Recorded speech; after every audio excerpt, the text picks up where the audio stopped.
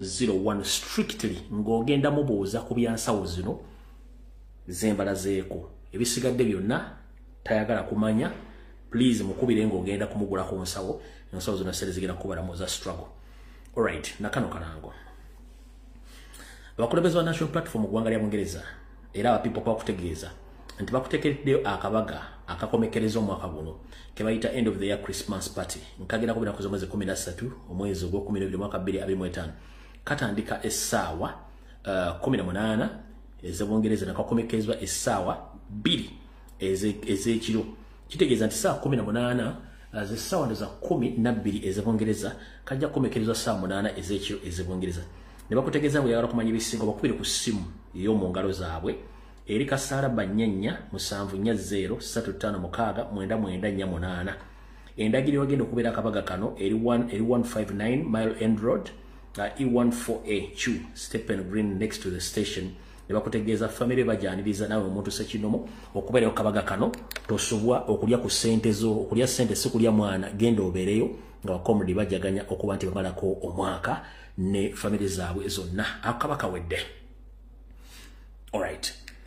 Era abakulembeze ba National Platform n'ekiwayi kya People mu ggwanga lya Bungereza bakutegeeza nti bagetadde okwekalakaasa okw'omuggundo kubayise peaceful protest nga kuno kugenda kubeera ku Minister of Defense. Minister ya Bungereza ey'ebyokwerinda bakutegeeza nti baagala eggwanga lya Bungereza lizuukuke ng'ennaku z'omwezi 19 omwezi ogw'12 omwaka 2025. Okwekalakaasa kuno kugenda kubeera ku Whitehall, London SW1A 2HB. Nga bakubiriza omulago okutakungula eggwanga lya Bungereza lekerawo ku wa ensimbi n'okutijja ne dictator Museveni. Message eno mufunze gye bawandiise bakugambye bati Prime Minister Keir Starmer and Secretary of State for Foreign Commonwealth and Development Affairs Yet Cooper to speak up on growing repression in Uganda and for UK to end military and security assistance, funding and training to the brutal Ugandan military and sanction officials responsible for the human rights violation in Uganda. Bakutegeeza mu kwekalakaasa kuno ng'ennaku z'omwezi 19 omwezi ogw'okumi mwaka 2025 ogenda okubeera ku Whitehall, London ku ndagiriro bakutegeeza nti bagenda kukubira omulango obutakungula Prime Minister wa Bungereza omwami Keir Starmer ne omuwandiisi w'ekyama akwasaganya ku nsonga ezaliko amatwale ga Bungereza nti omu bayita Yvette Cooper abaveeyo boogere saako n'okulumiriza ebikolwa bya Museveni saako n'okumiriza enkolagana n'okuyamba Museveni bintu byonna ebyefuula ebyonna byekuusa kuyamba mu kutraininga oba mu kuteeka ensimbi mu basirikale abavunaanyizibwa ku kutta bannayuganda n'okubamalako eddembe saako n'okulwanira eddembe lyabwe ng'abantu. Kano ke kalango aka demonstration eyo kati tuba tumaze okukola obulango bwonna tuba tugenda tandika video eyatuleese obutongole akatambi kaalyo njala sooka kuyisaawo security alert emu yokka then tulyoke tutandike video eyatuleese. Manyi leero ndi mu mnyiivu naye ndi mwaka sekoseko bwentyo naye nga tujja tambulirawo. Alright, njala tegeeza abakulembeze ba National Platform mwenna buno bakanjala mbutuusize ku president. Abakulembeze ba National Platform mwenna seeke ne neeke buno bakanjala mbuntuliza ku president ne president obaka buno saba bufune bulungi. Mukama wange nkulamusiza kansente oli bulungi manyi lwatu lutambudde bulungi bintu ngenda byogera bitegeeza abantu nengenda kusaba security alert eno gitwale egende bulungi mu mikono gyo ne mbwongo obwo. Mr. President ngenda kusaba waliwo enteekateeka y'okutuusaako obulabe waliwo enteekateeka y'okutuusaako obulabe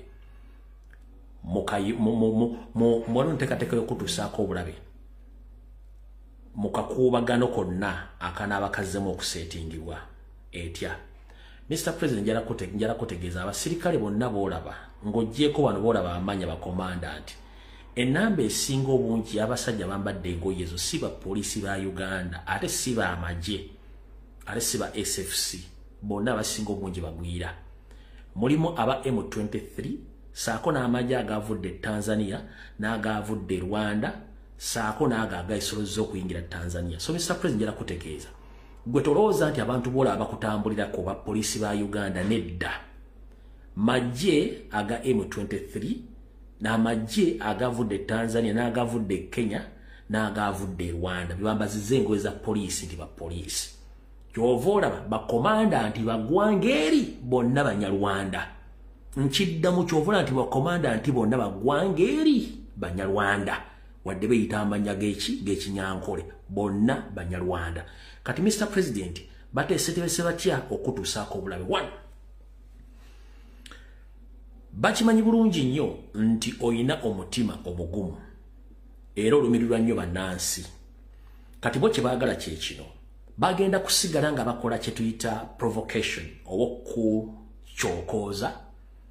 Mu kukyokooza kwe kubanga amateeka n'ebiragiro bikulagira okubeera mu kitundu ekyo. Batandika okwagala okuyisa olanga gye badde bakuyisa. Kati kiseera kituuka gavumenti erina kuyita wano ove mu mmotoka. Kasita ova mu mmotoka bw'oti bagenda kukola kye baagala. Kitya 1. Mulimu abasirikale abalina sprenga ziriko obutwa. Mulimu abasirikale abalina obwambe. Balina obwambe buno obutono. Abasinga obungi abantu abeera e Bungereza obwambe obubeera ku street ze tuyita knife attacks e Bungereza muzimanyi ku street. Na wano zaali olwako baziwera. Ng'omuyajja n'akuyisaako akambe ogenda okulya ng'empewo ekuyiseeko naye ng'okoze eki naye ng'owedde. Kati obwambe buno buliko obutwa. Kati kye baagala mu provocation eno nti gw'ove mu mmotoka nti ogenda kutambula. Kati mu kavufuŋŋa naawe bakusindika bakuze eno bakusindika bakuze eno. Omuntu omu wagenda okukolera ekintu ky'olifa teweerabidde. Kati ngenda kusa Mr. President. Already campaign tuzikubyeko 80%. Ngenda kusaba kati tusaagala ove mmotoka okule provocation n'abantu bano. Nkusaba osigale mu mmotoka yo gwe keeping on nga ogenda gye bakulagidde yonna okugenda as long as nti gw'osigadde mmotoka oli safe. Waliwo team eri prepared n'akasajja kali ke twakubye akasirikale akakulira aduumira barakisi y'embala akabeera emubende nga kayina gye kazalibwa Alwero. Akasajja kakyatambulira ku tiimu eyo mwekali era nebadde Fort Portal kabaddemu nga beekwese ngawo balina buniza ekintu ekyo. Kati Mr. Njala kutegeeza tova mu mmotoka toddamu givaamu toddamu bawa chance ya kusindikiriza kuteeka mu saako eyo. Bo baagala bakuteeke mu saako then baguunizi baabwe abasirikale bwe bategese bakoleko obulabe. Era asaba kutegeeza nti buli kati kitundu ky'ogendamu mulimu assassination team ng'eruwero commanded by General Salim Sare ne Muhoozi Kanyarugaba ne Museveni to finish you up. Mr. President ngenda kusaba tova mu mmotoka. Yes, mulikodinge buli kimu ekimenya amateeka ogende gye bakugambye bw'oyiteewa ku blocking then ensoji bw'olire. Kuwa almost 80% tuzikoze za campaign. Ngenda kusana obuwombefu muganda mukama wange. Abasajja bano balina olukolo kujjawo. Nenga kye baagala kati kuteeka mu kakunizo kaabwe kali sindikoli bakutuuseeko obulabe kubanga saagadde kuzanya katambi kano ng'obudde butandika. Nenga akatambi kano ye mission entuufu gye baagala okukola. Babasirikale abayingidde baabano n'ababalaze majjo nakoze post abantu bambookera mbwera biki nkuwa information nenkuulako neki ne reference abasirikale baabano.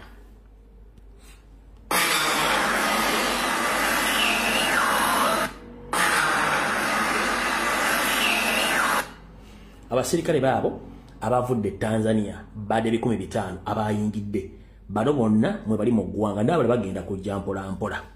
Kati akatambi kano Mr. President manyi nti wakalabye kenjagala oddemu weetegereze bulungi nnyo eri abakalese nga kali mu linda kuwano nawe nakalabye kana akatuufu wenjagala okukakulagira waliwo omuntu yakakozeemu wano bulungi nnyo kenjagala okukulaga wano. Kano kenjagala buli omu njagala weetegereze akatambi kano kino kyenjogerako Mr. President okira bulungi nnyo. Olaba omusajja oyo ekyo kyabadde akutte oba yabadde nnyondo oba kabadde kaso oba yabadde screwdriver he was ready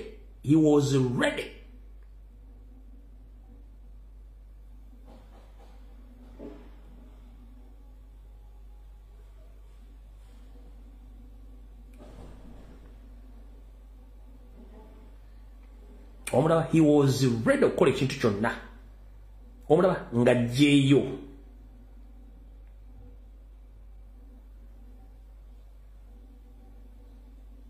oyo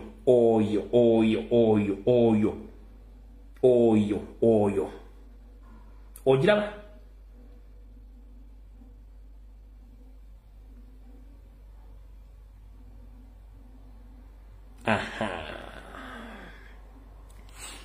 kati yenkola gye baagala okukola kati ekintu ekyo kye baagala okukola okuteeka mu sumbuusa oba mu ssaka eyo bakole kye baagala kati ekyono omusajja eyakufuuyidde kaamulali kye tutategeera oba yabadde kaamuli oba yadde ki ekyo nakyo possibility weeri naye tetujja gendayo kasita ekirungi nti ebintu ebisinga obungi wabyetegereza so Mr. President saba kutegeeza nti togeza noddamu no opportunity omutugumbuzi yenna okuteeka mu ssaako tukubye 80% eza campaign please sigala mu motoka yo bano banoonya provocation ba assassins webali in place lwaki ba assassins nga maliza security rating one bobadde e Fort Portal leero ojeye constitution no somera police amateeka no basomera constitution na amateeka electoral commission no basomesa naye Mr. President bo somesa constitution na amateeka tebaba somesa amateeka 80% of all NRM police serving officer baba twala ku physical training tebasomanga ko mateeka ne ba commandant baabwe bonna tebamanyi kye bayita constitution kubanga abantu basera account educated kawo Mr. President njala kutegeeza omusirikale yenna amanyi constitution nga tebamutola mu physical training only amanye ekintu kye bamukozesa nti kikyamu era ne abagenda kutuusaako obulabe amanya agenda kubeera accountable for naye ne bacommandant bonna tebamanyi constitution tebamanyi na mateeka yensobola kyajja n'akugamba ekintu nga ne etteeka mu akugambira talimanyi kati obasomedde etteeka naye tekuli n'omu abadde ashamed wadde okumanya nti amenya mateeka bo bakoze bukozi kintu ekyo kati Mr. President saba kutegeeza nti abantu b'osomera amateeka bakola physical training emyezi 9 oba emyezi 12 tebabasomesa constitution nenga tebagenda okwenforcing amateeka so Mr. President njagadde okutegeeza ngenda kusaba sigala motoka togivaamu kibapulaninga kinene okuteeka mu sumbuusa kubanga obagala provocation ne bono babulira amateeka tebagamanyi babatwala mu physical training for 12 months gwe mwaka ne bavaayo teri wa police ina constitution muki musimu ye teri wa police wa Uganda amanyi mateeka almost 90% bonna tebamanyi mateeka kabere ba commandant baabwe omusomera article nga talina kyamanyi mu tteeka nenga yakwatisa amateeka so Mr. President nkusa muganda wange mukodomi wange omukulembeze wange emmotoka togivaamu tusigaze obudde butono nnyo tusinga kwetaagira wali tetwagala kwetaagira ano bwe basinga okwetaaga so Mr. President nkusabye okusaba kwange ne security data njikuwadde kati akatambi katandise tutandise tutya katandikire wano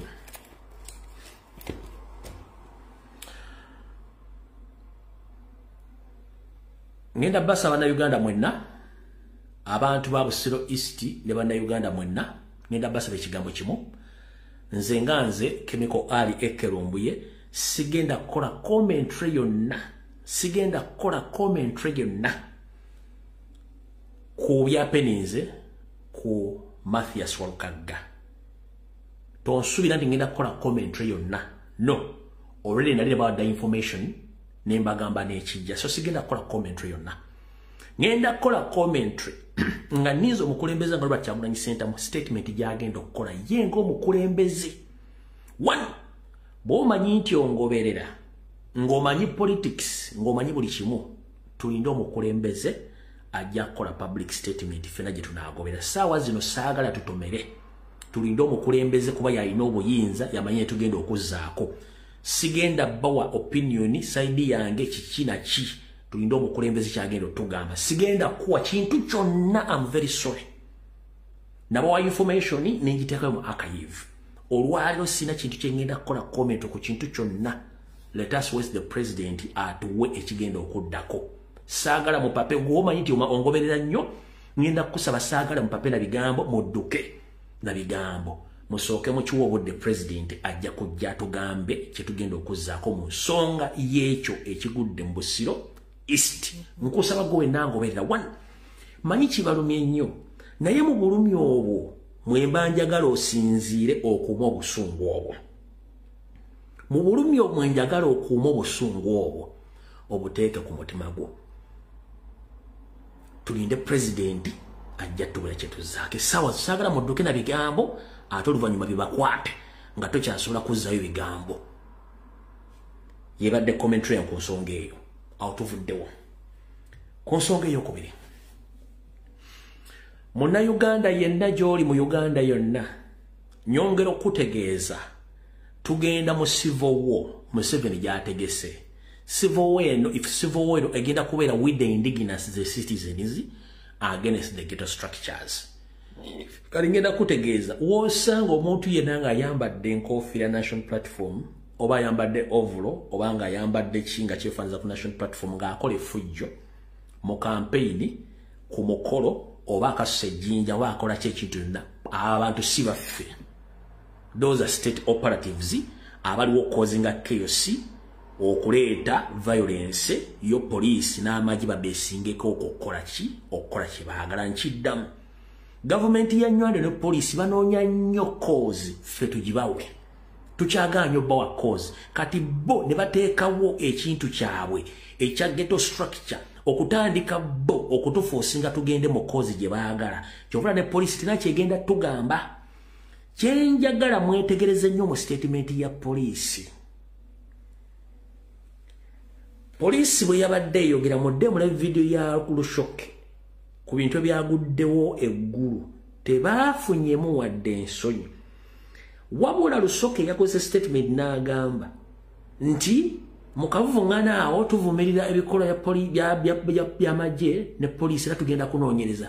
Naye era omuntu yenna bw'abanga akoze okusosonkereza n'abeerawo essasi erivudde mu ttano n'ekuba omuntu era ensi n'eba ekirawo bula bintu wadde okukola ky'okusosonkereza. Eyo statement yejjuliza security alert gy'empadde pulezidenti nti baagala causinga chaos to provoke the president.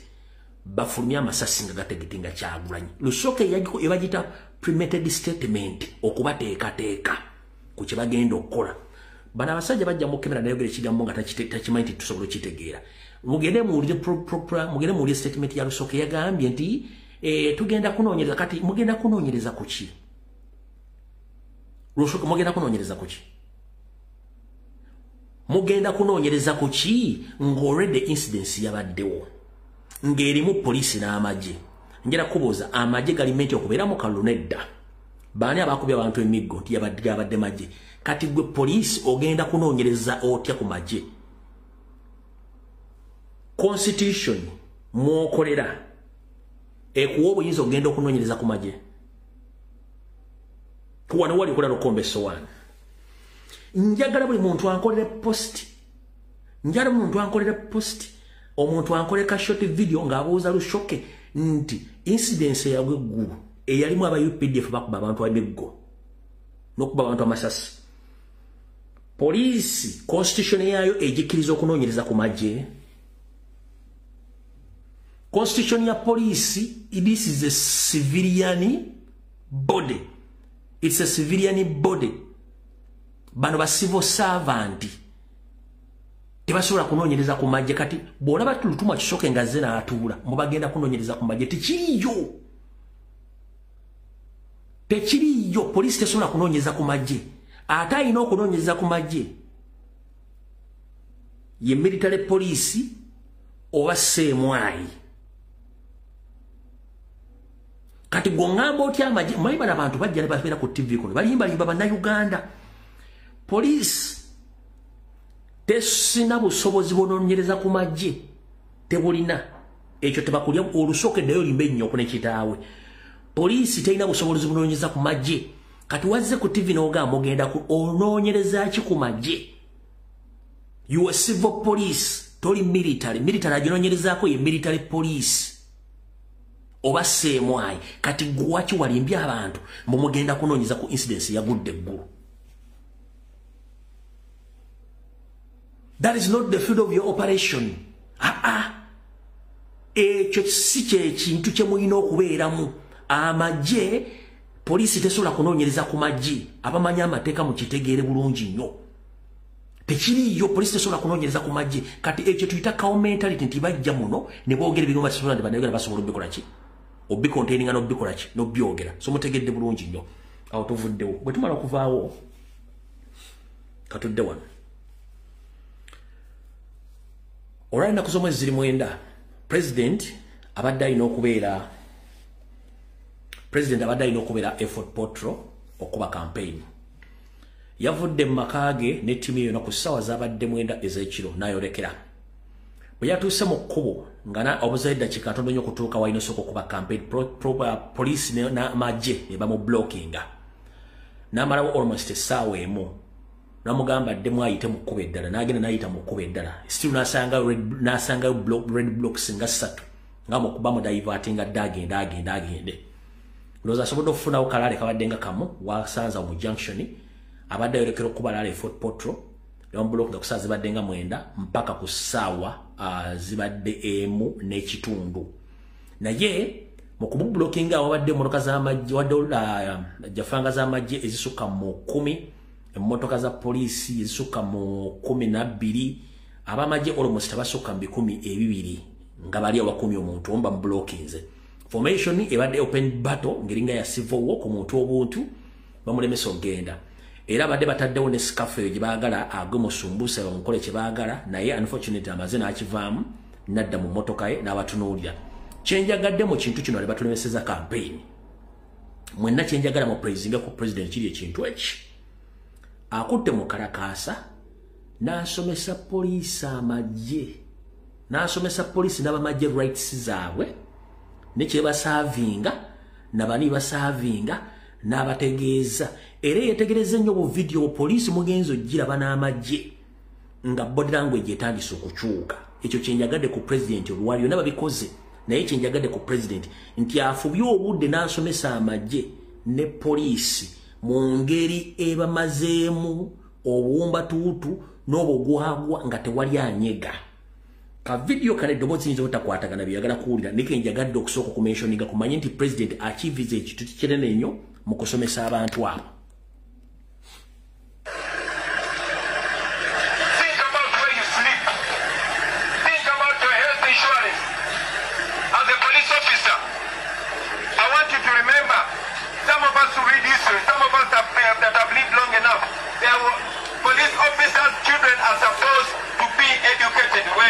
Are you sure your child can go in the same school with your boss's child? Are you sure the Uganda Police Force is offering what you deserve?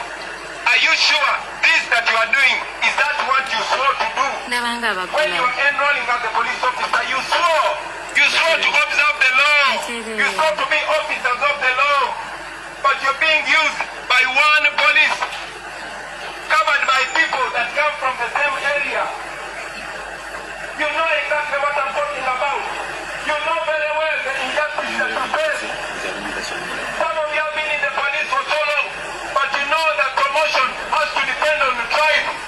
You know that promotion has to depend on who knows you. We want to change that in the police. We want to change that in the military. You are the only institution that they are using to keep the people of Uganda as slaves. I tell you, my brothers, my sisters, in a new Uganda, you are also going to benefit. When we talk about salaries of civil servants, we are not talking about all the jobs.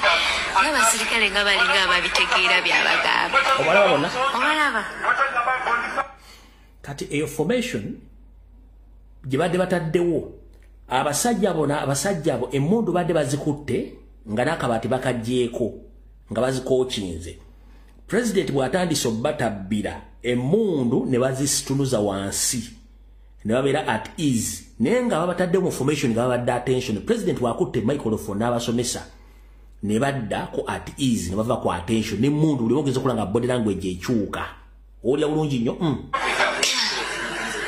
abasirikale babiwulira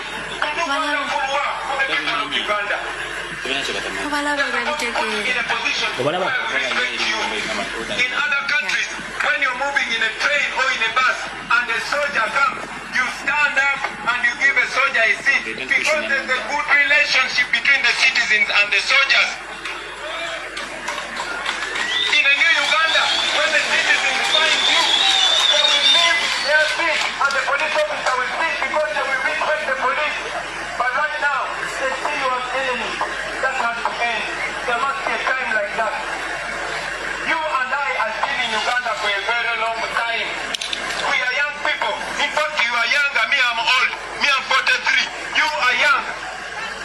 So what we are doing, what we are saying, is for you, my sister. We are not fighting you. I'm not saying anything wrong. Inside your heart, you know I am saying the truth. That is why your bosses don't want you to hear that. You know I'm not lying. You know I'm not doing anything wrong. See how long they've stopped me. Now this is a business road. Imagine imagine the business that is being stopped. Imagine what if there's somebody in an ambulance wanting to rush to hospital. They will die. Just think about that.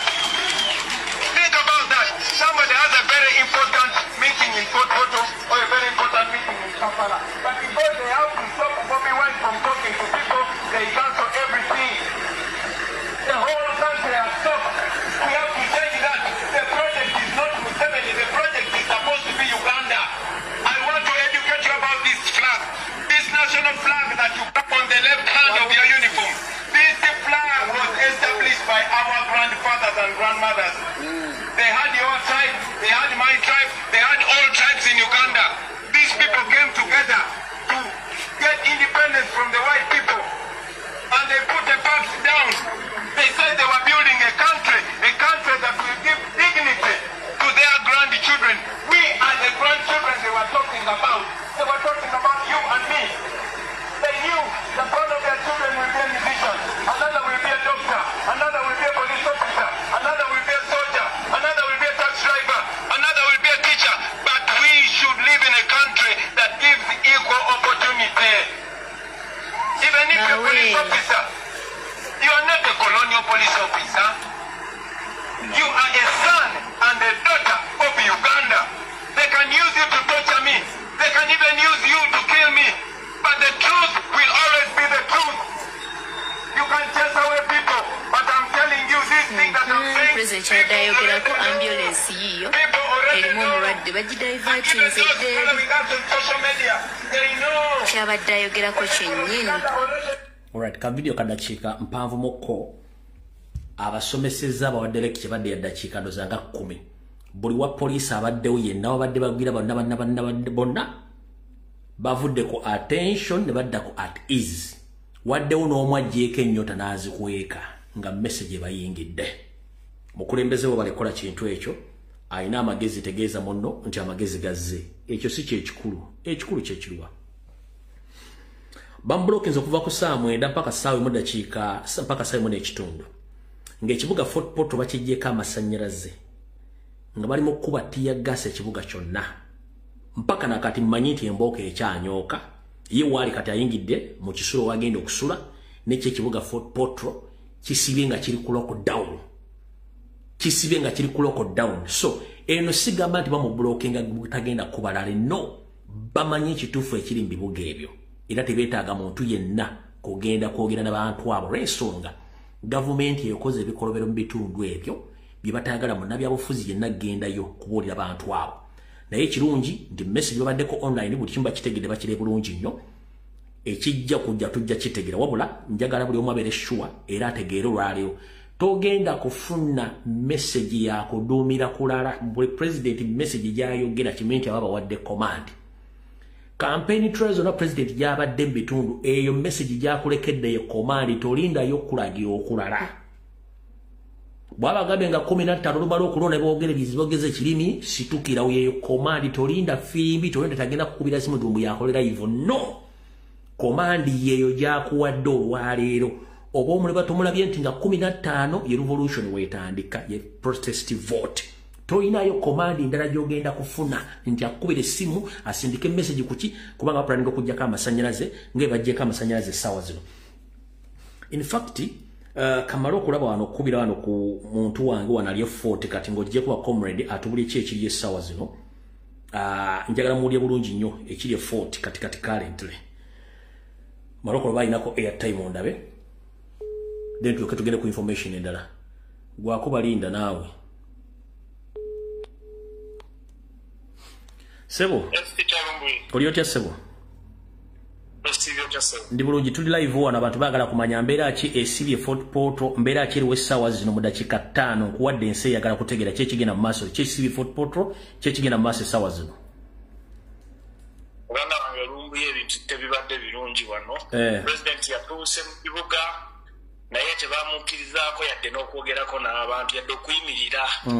Era abamuzaalaale wonna wabadde ategese okubeera nga tena wasobola okuyimirira nga loole z'amagye empitirivu poliisi bayitirivu loole zibadde nga 20 zino zijja fanga ne kaakati wetwogerera kati hoteri kwasuze bajjuddewo amagye ne poliisi ekibuga bakijjeeko amasanyalaze kati embeera gye twasiibyemu awo batukubye tiyagasi muyitirivu nnyo wano emisana ne twebuuza oba Museveni ali ku ki bannange kubanga tetutegeera kiki lwaki yajja mu gundi mu reesi eno yandibadde asigalawo n'afuga yekka kutuusa bw'alifa owulidde ffenna tusiibye wano nga essanyu tewali yadde simanyi kye baliko oba baagala kutta abantu kyekibanyumira abantu babakuba emiggo ne twebuuza tetulina kye tukoze tewali akutte yadde akambe naye baaba emmundu ze bajjeyo ziri ennene kati bwe tutyo bwe twasiibye wano tijja embeera tebadde nungi Sebo tetumanyi kiddako enkya currently embeera ki eriwo essaawa zino. Saawa eno ekibuga tekuli masanyalaze poliisi n'amagye mayitirivu mu Fort bajjeeko amasanyalaze nga tosobola na kurekodinga bulungi vidiyo yonna kati bamwetoolodde waasuze basazeewo wonna ng'amagye gajjuddaawo ne poliisi ku hoteri kwasuze wano asuze wano mu tawuni wano makati mwennyini so abantu banyuse nga bukyali babakubye tiyagaasi kubanga badagezaako okutambula ayiteeyite bagende gy'abadde alina okubeera naye ne bamusalako nga yakayingira bwati mu tawuni so terina kye yakoze leero terina mulimu gwonna gwakoze president ekyamuleese eno tekyabaddewo ogyeko okubonyaabonya ffe abatuuze kati twebuuziza oba amagye baagajjeewo baagajje wano mu hoti mu baraks tetumanyi ebintu bya Museveni biri awo tebitegeerekeka naye baaba tukooye ndowooza abadde basuubira potro tegenda kuba bwetyo kubanga wano yefurawundi wano yawambawo wano ye Museveni amanyi wano yasiriwaza wano abatoolo nti yawambawo naye munange naffe kati twalabuka jasi butoogera naye kati twabadde twagala tubalagyeko olwaleero. Okay. Kale toyanza nnyo comrade.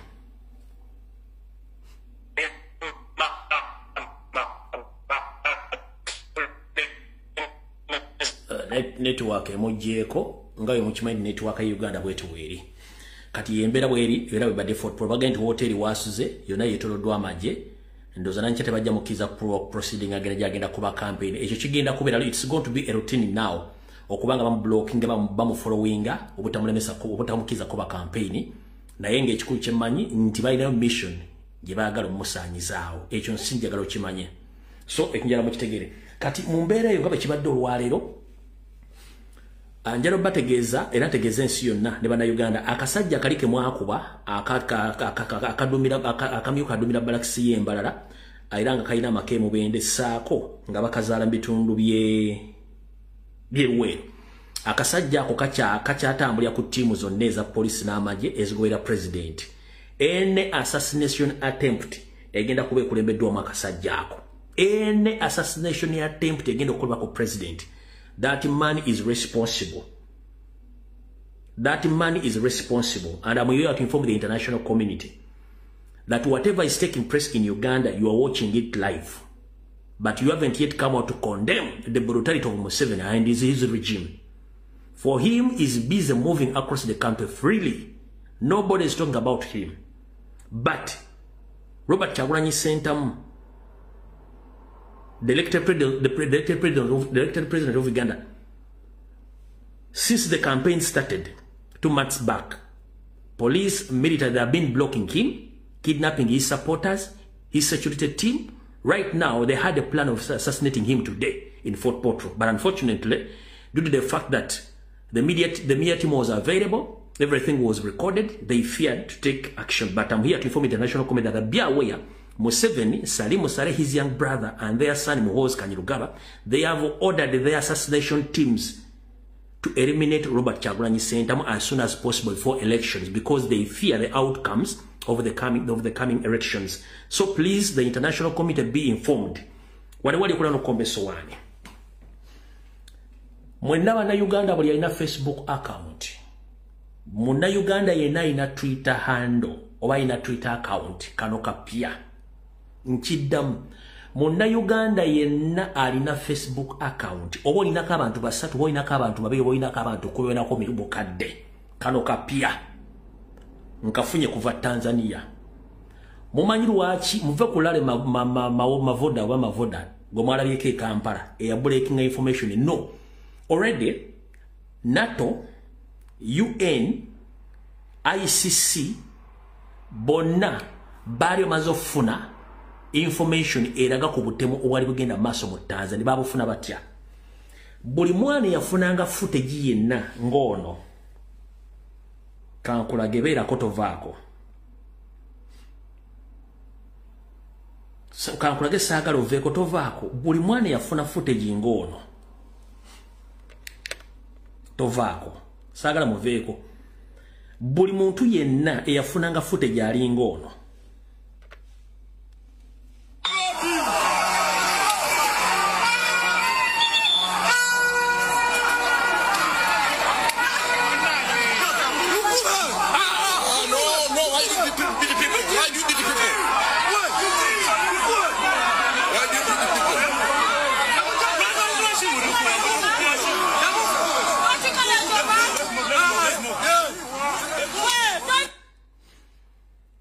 Buli mwana yafuna footage ngono.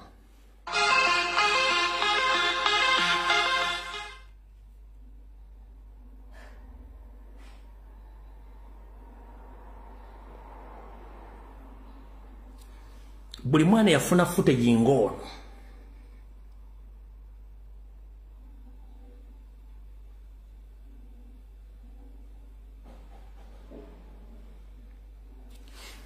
Omanche bakolanga.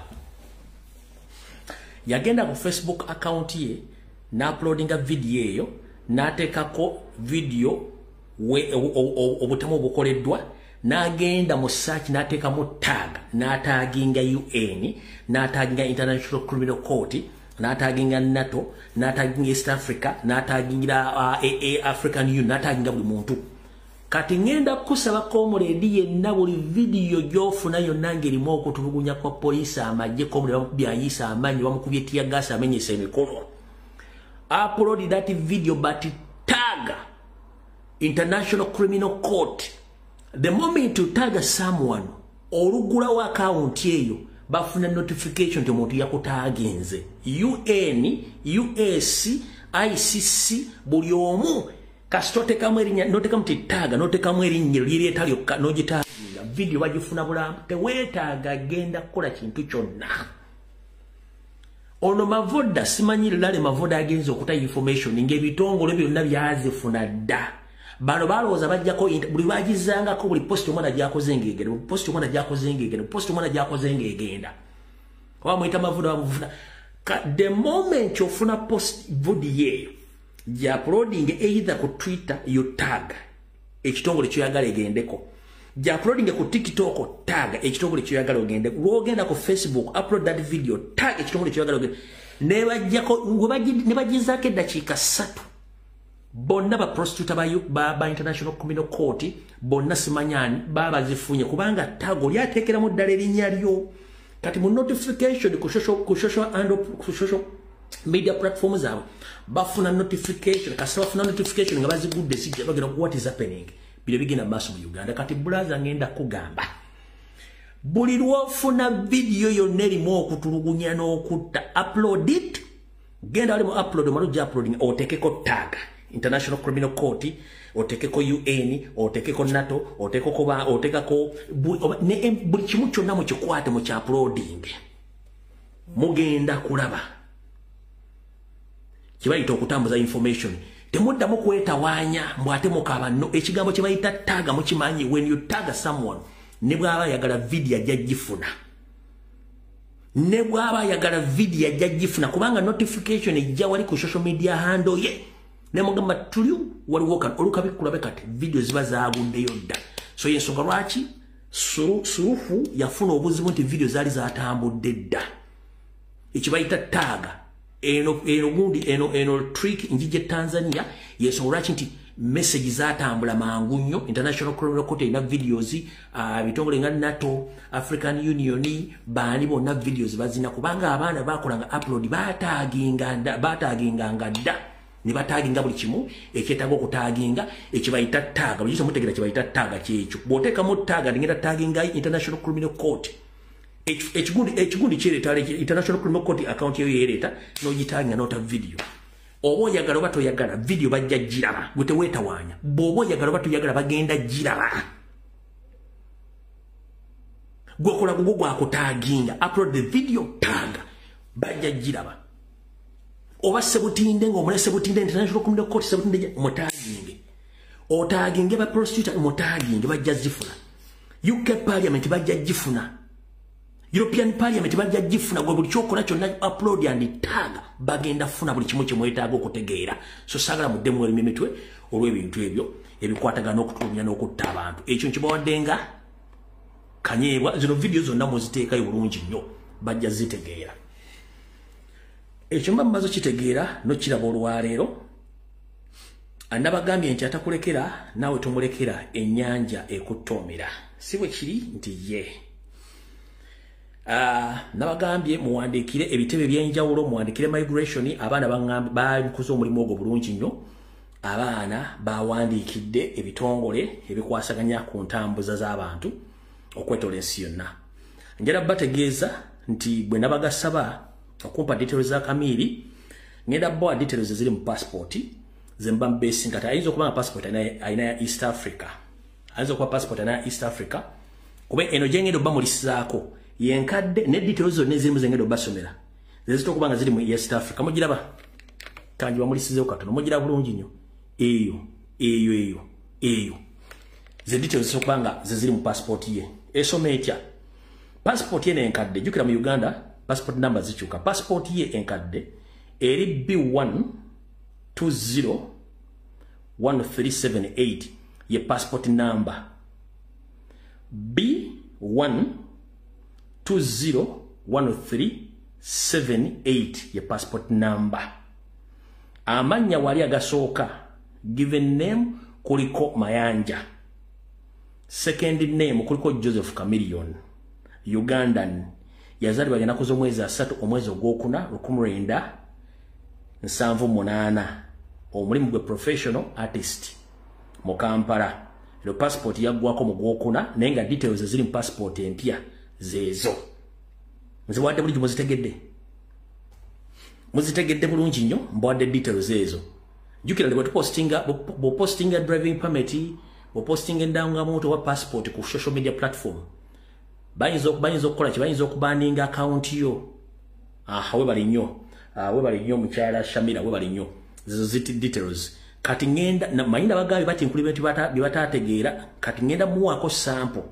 Bwaddamu okwasama ngenda kuleta full information ekwata ku family ye. Atakulekera n'otumulekera ennyanja ekuttoomera. Bino bigambo si byange bya concerned citizen yangambye embite.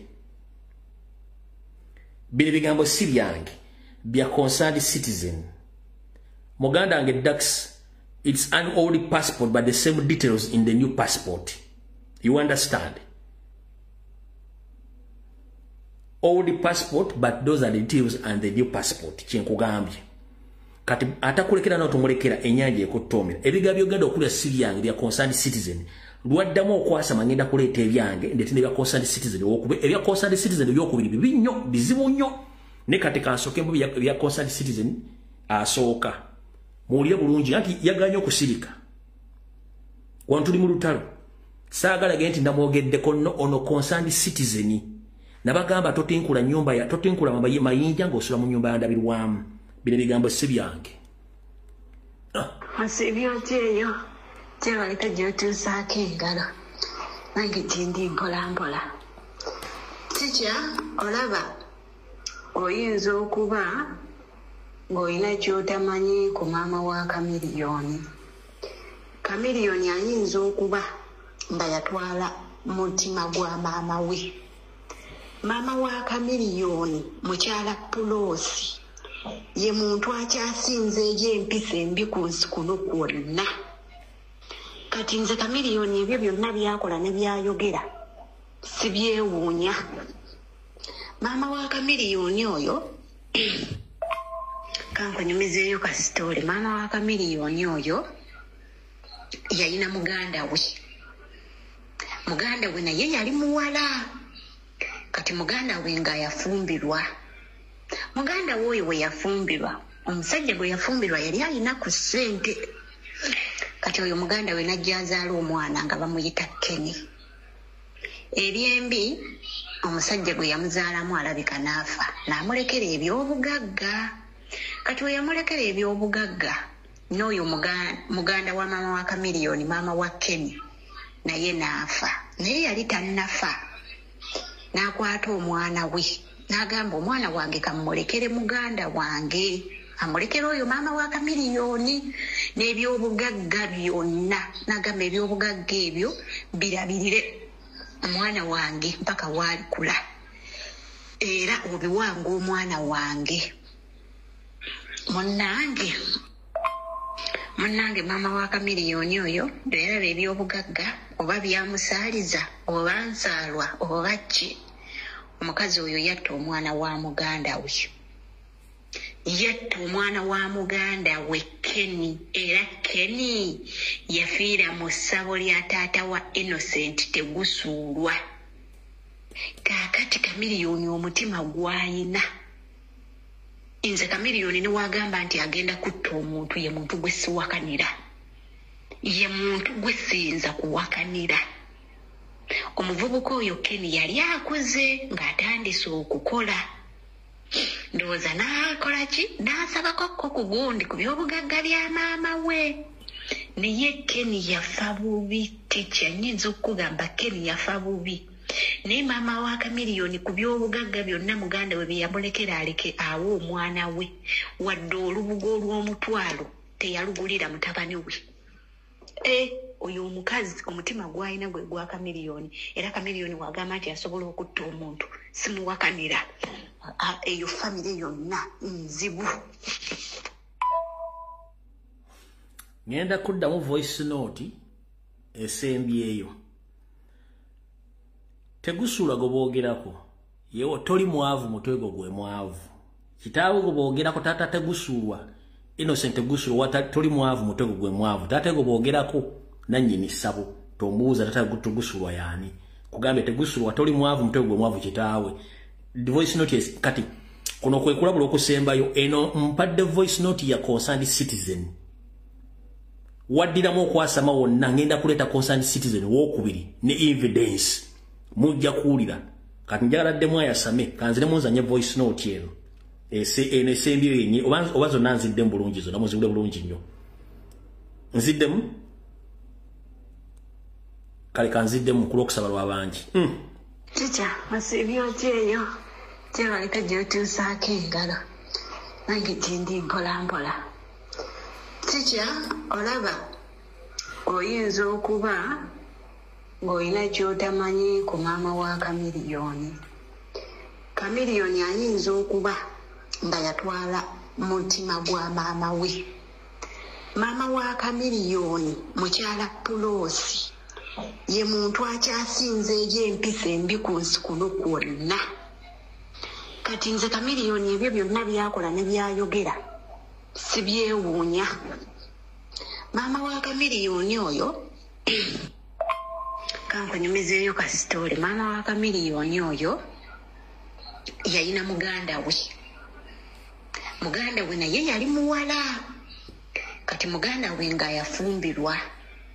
Muganda we oyo we yafumbirwa, omusajja gwe yafumbirwa yali alina ku ssente. Kati oyo muganda we najja azaala omwana nga bamuyita Kenny. Ebyembi omusajja gwe yamuzaalamu alabika n'afa, n'amulekera ebyobugagga. kati yamulekera ebyobugagga n'oyo muganda wa mama wa Chameleone, mama wa Kenny, naye naafa. Naye yali tannafa, n'akwata omwana we n'agamba omwana wange kamulekere muganda wange, amulekere oyo mama wa Chameleone n'ebyobugagga byonna. N'agamba ebyobugagga ebyo birabirire omwana wange mpaka waalikula, era obiwanga omwana wange. Munnange mama wa Chameleone oyo era ebyobugagga oba byamusaaliza oba nsaalwa oba ki, omukazi oyo yatta omwana wa muganda we, yatta omwana wa muganda we Kenny, era Kenny yafiira mu ssabo lya taata wa Innocent Tegusuulwa. Kaakati Chameleone omutima gwayina. Nze Chameleone ne wagamba nti agenda kutta omuntu, ye muntu gwe siwakanira, ye muntu gwe siyinza kuwakanira. Omuvubuka oyo Kenny yali akuze ng'atandise okukola, ndowooza n'akola ki, n'asabako ku gundi ku byobugagga bya maama we.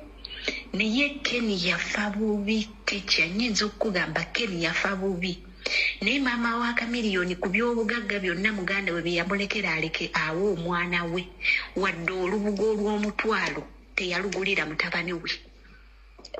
Oyo omukazi omutima gwalina gwe gwa Chameleone, era Chameleone wagamba nti asobola okutta omuntu, simuwakanira. Eyo famire yonna nzibu.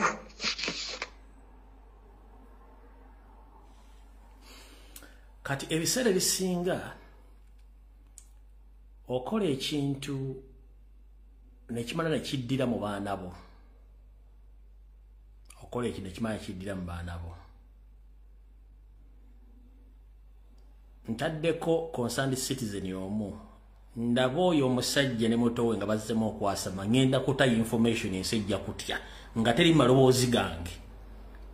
Nja kuta information ensi ejja kutya nga teri mannya gange, saagala banneekwase nti alelu yagambye no nga bano ba concerned citizen olwekima kimanyi.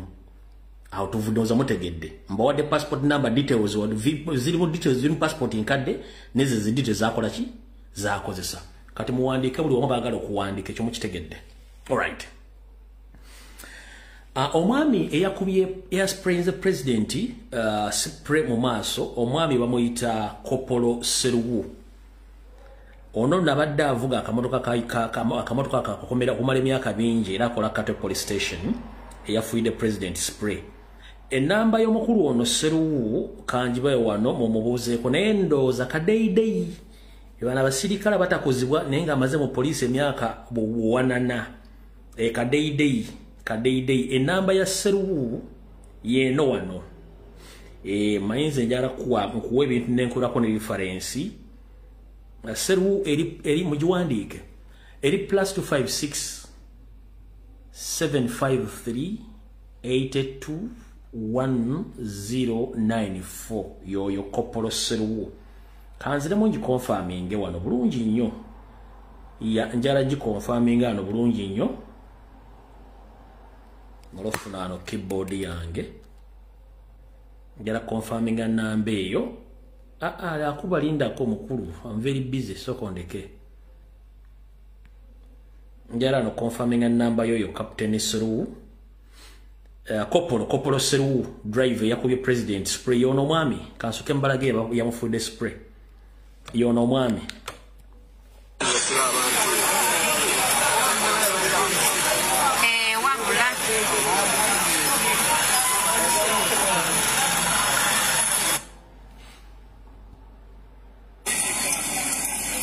Yo yamufuide Spray. Oba ka video nakano ka video skaka no wano.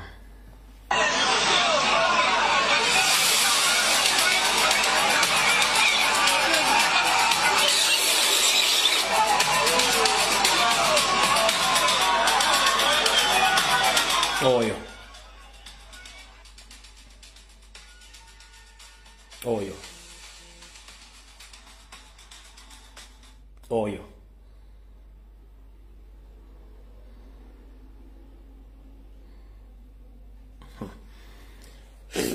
Kati esimu ye eyo mu ngalo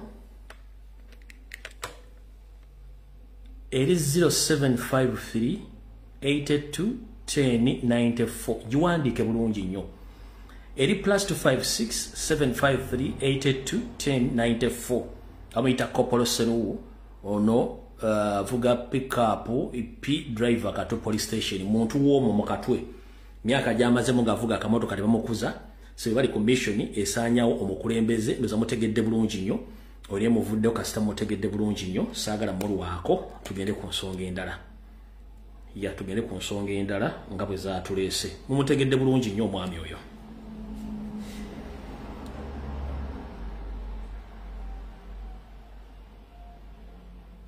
era yono wano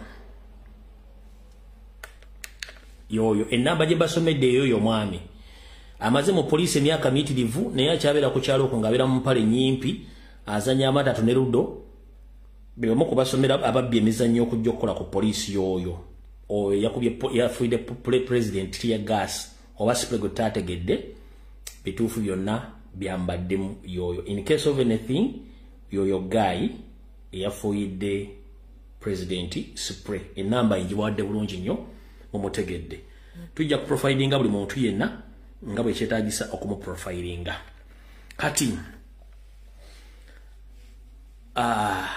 Inspector General of Police yatidde okujja ku TV okuddamu okwogera basindika Lusoke nananaagira zaade ziri awo ne baleeta la fayiro oba fayiro magezi ndowooza yubaze oba la fayiro magezi ne gobaleese emwogezi w'amagye yayogedde njagala muliize ebigo by'ono musajja mulyoke mutegere nti wayo mujjukira gaye yajja okwogerera bomu bwe mba seerabidde ndowooza y'ono wulira byayogedde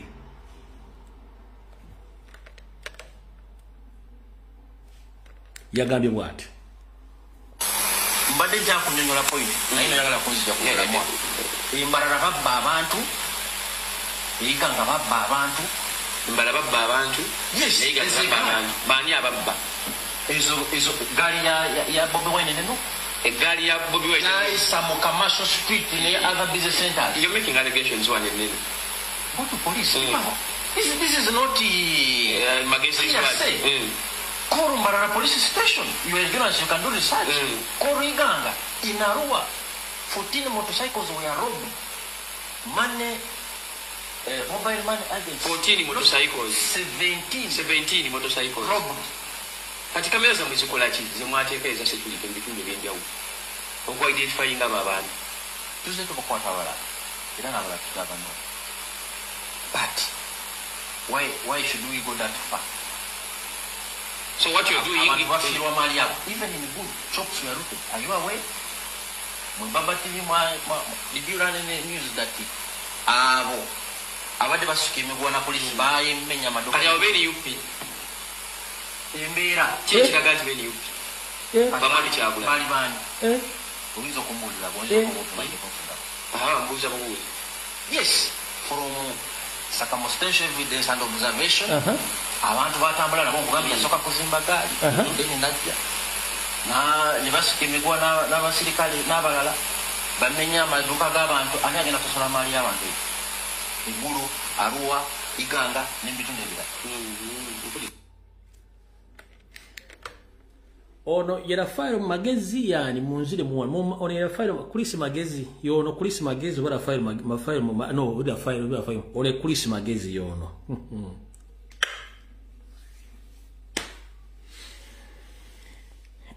kulisi magezi njara kubuuza wajjanga spokesperson wa bomu Luvantuzi Zuland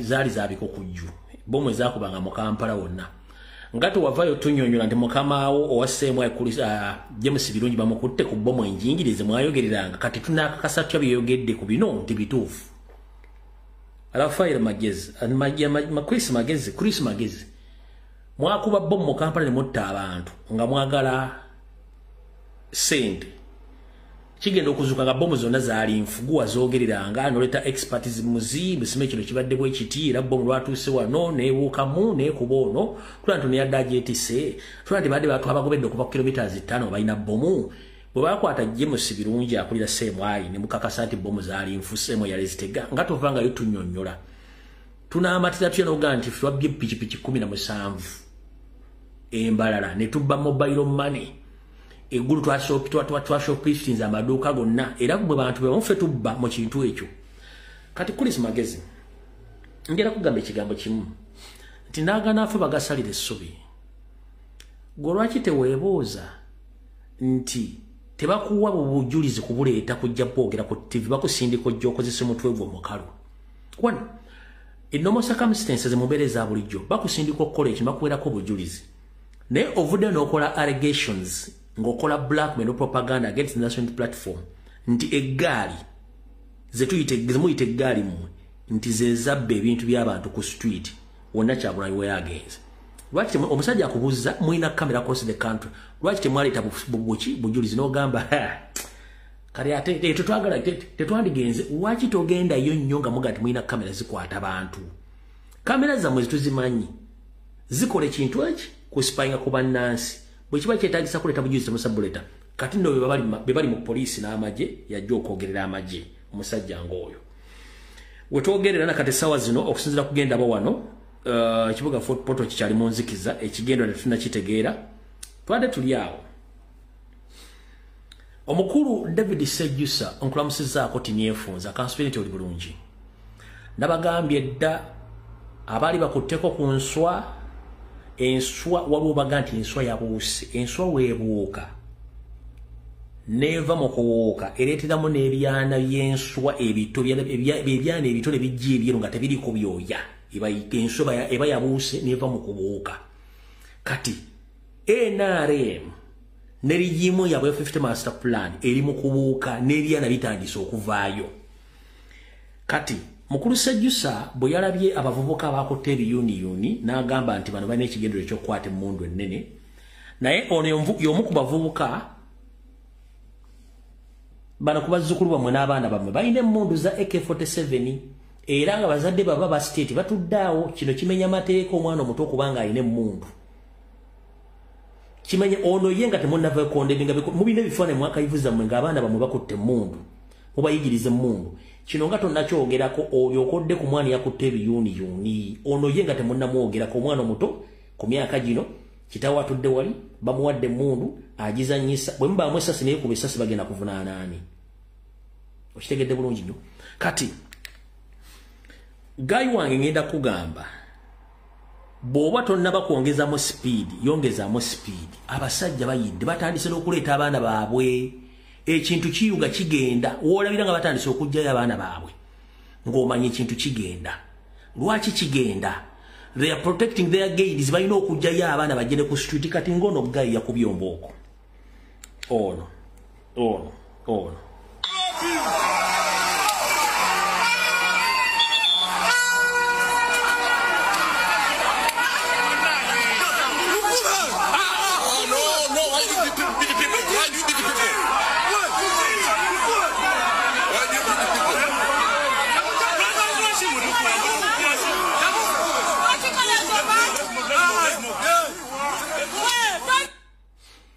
bano be baana baba protecting against nekati waliwo enkubuuliza oyo gwolabye nga abigula alina akabina kamulinga ng'ekiswa yali agenzeko mu majje okutendekebwa oyo era singa olutalo lugwawo yasobola okudduka kilomita emu bagamba take cover oyo asobola okutekinga cover kubanga bwatekinga cover amakudde gasigala mu bbanga era amakudde basobola ogakuba amasasi era tavaawo awo kyenva mbagamba nti bano abantu balina jini zaabwe bali physically unfit ebintu byonna byesibamu byesibe kati wuuyo omulaba oba mukazi oba musajja tagendangako mu magye wabula bamuleese ba protecting againi zaabwe bw'omugamba gwa cover tasobola gwa cover bwaga cover amakudde gagenda sigala waggulu bwega kuba ogwa cover oyina okuba nga obulidde mu motaka oyina okuba nga obulidde either mu kintu kyonna oba obulidde mu bisubi naye kati ono agudde cover amakudde gali waggulu galinga ng'entu bajja bakuba amasasi ku ntuumu z'obubina ezo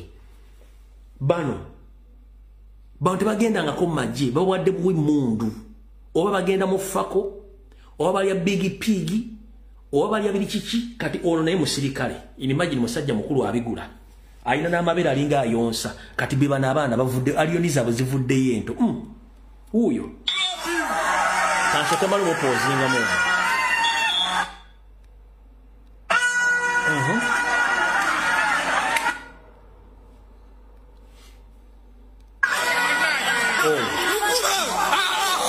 ya sono gena mu talo. Oh, ya sono gena mu talo. Alinga yonsa.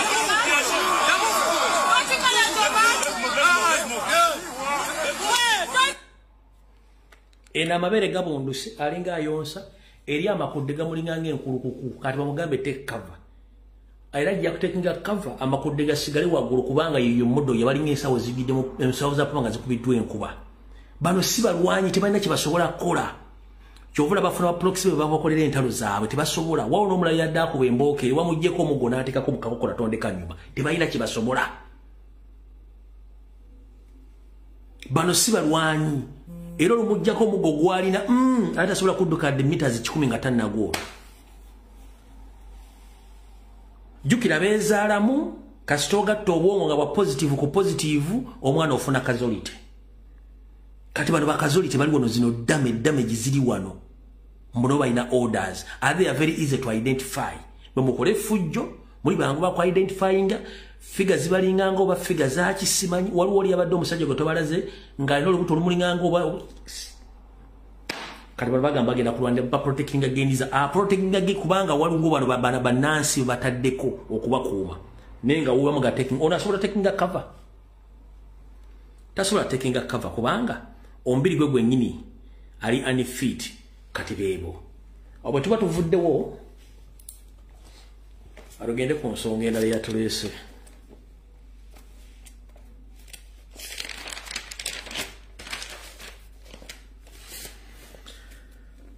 Abasinga obungi temujja kutegeera president sawa zino era temujja mutegeera era tajja babulira bintu bino ajja funa obudde ababuulire lwaki. Mwafuna koko preamble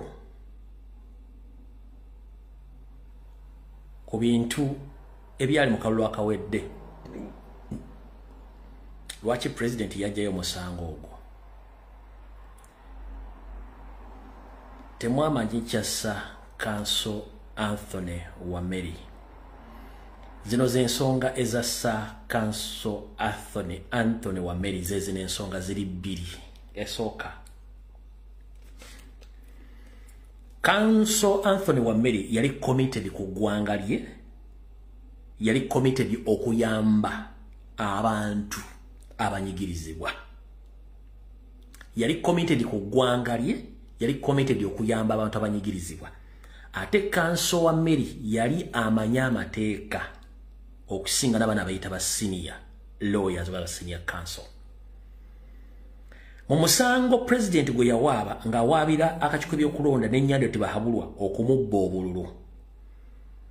Mujjukira bulungi nnyo nti ekiseera kyatuuka nga ebintu bino bimaze okuteekebwayo mu kkooti omusango ne gutuula.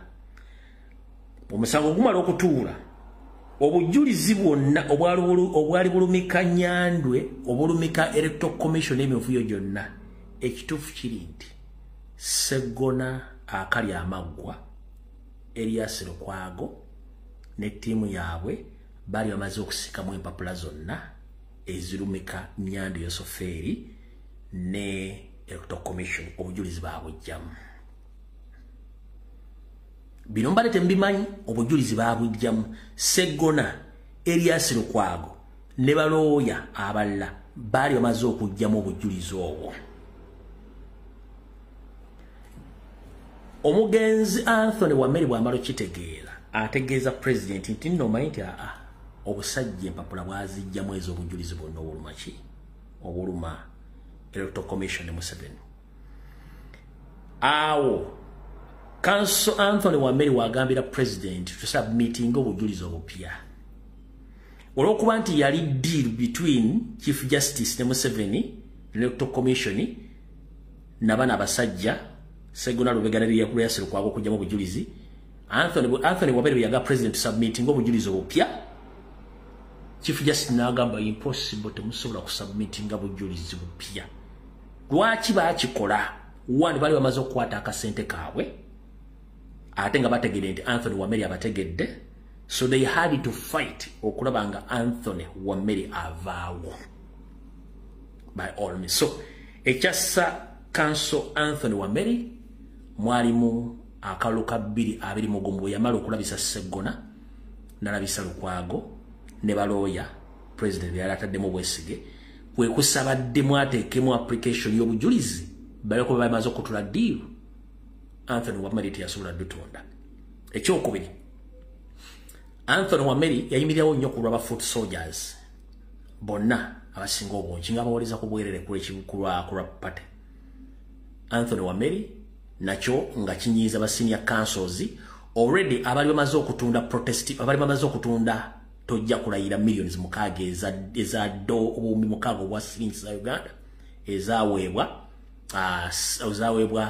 Mathias Mpuga obumbi mukaaga hard cash esente zabaweebwa ezatojja kulayira ate nga n'omusango gwennyini bali bamaze okutunda.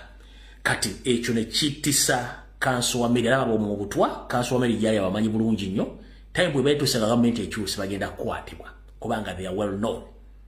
Council yali agenda okufuna boogera wabula yakola funa if I knew lumbi ekyangamba before nandibadde nsaving obulamu bwe but nesasobola kikola naye abanzise banzitidde ku nsonga ABCD gwe teweewuunya lwaki abadde yita senior lawyer mu kibiina kya National Platform ne banne tekuli yawoleza foot soldier yenna ate kyali kyetaagisa Shamim Malende okujja okumira ku ba foot soldier nga ba senior council abaddewo tebakkiriza kuwoleza baana abo. President asirikidde ebintu bingi. Omusajja asirikidde ebintu bingi mutamanyi kino kibagambe batte mukimanyi kyekyo kyassa ensonga za yes nze bagambye kyassa Anthony Wameri era yafa kimanyi bulungi nnyo.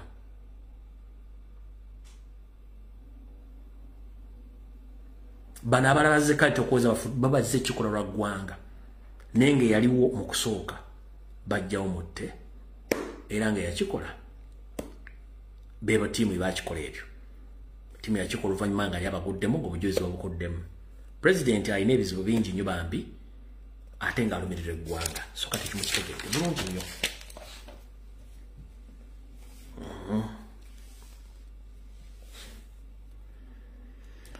Awo tuvuddewo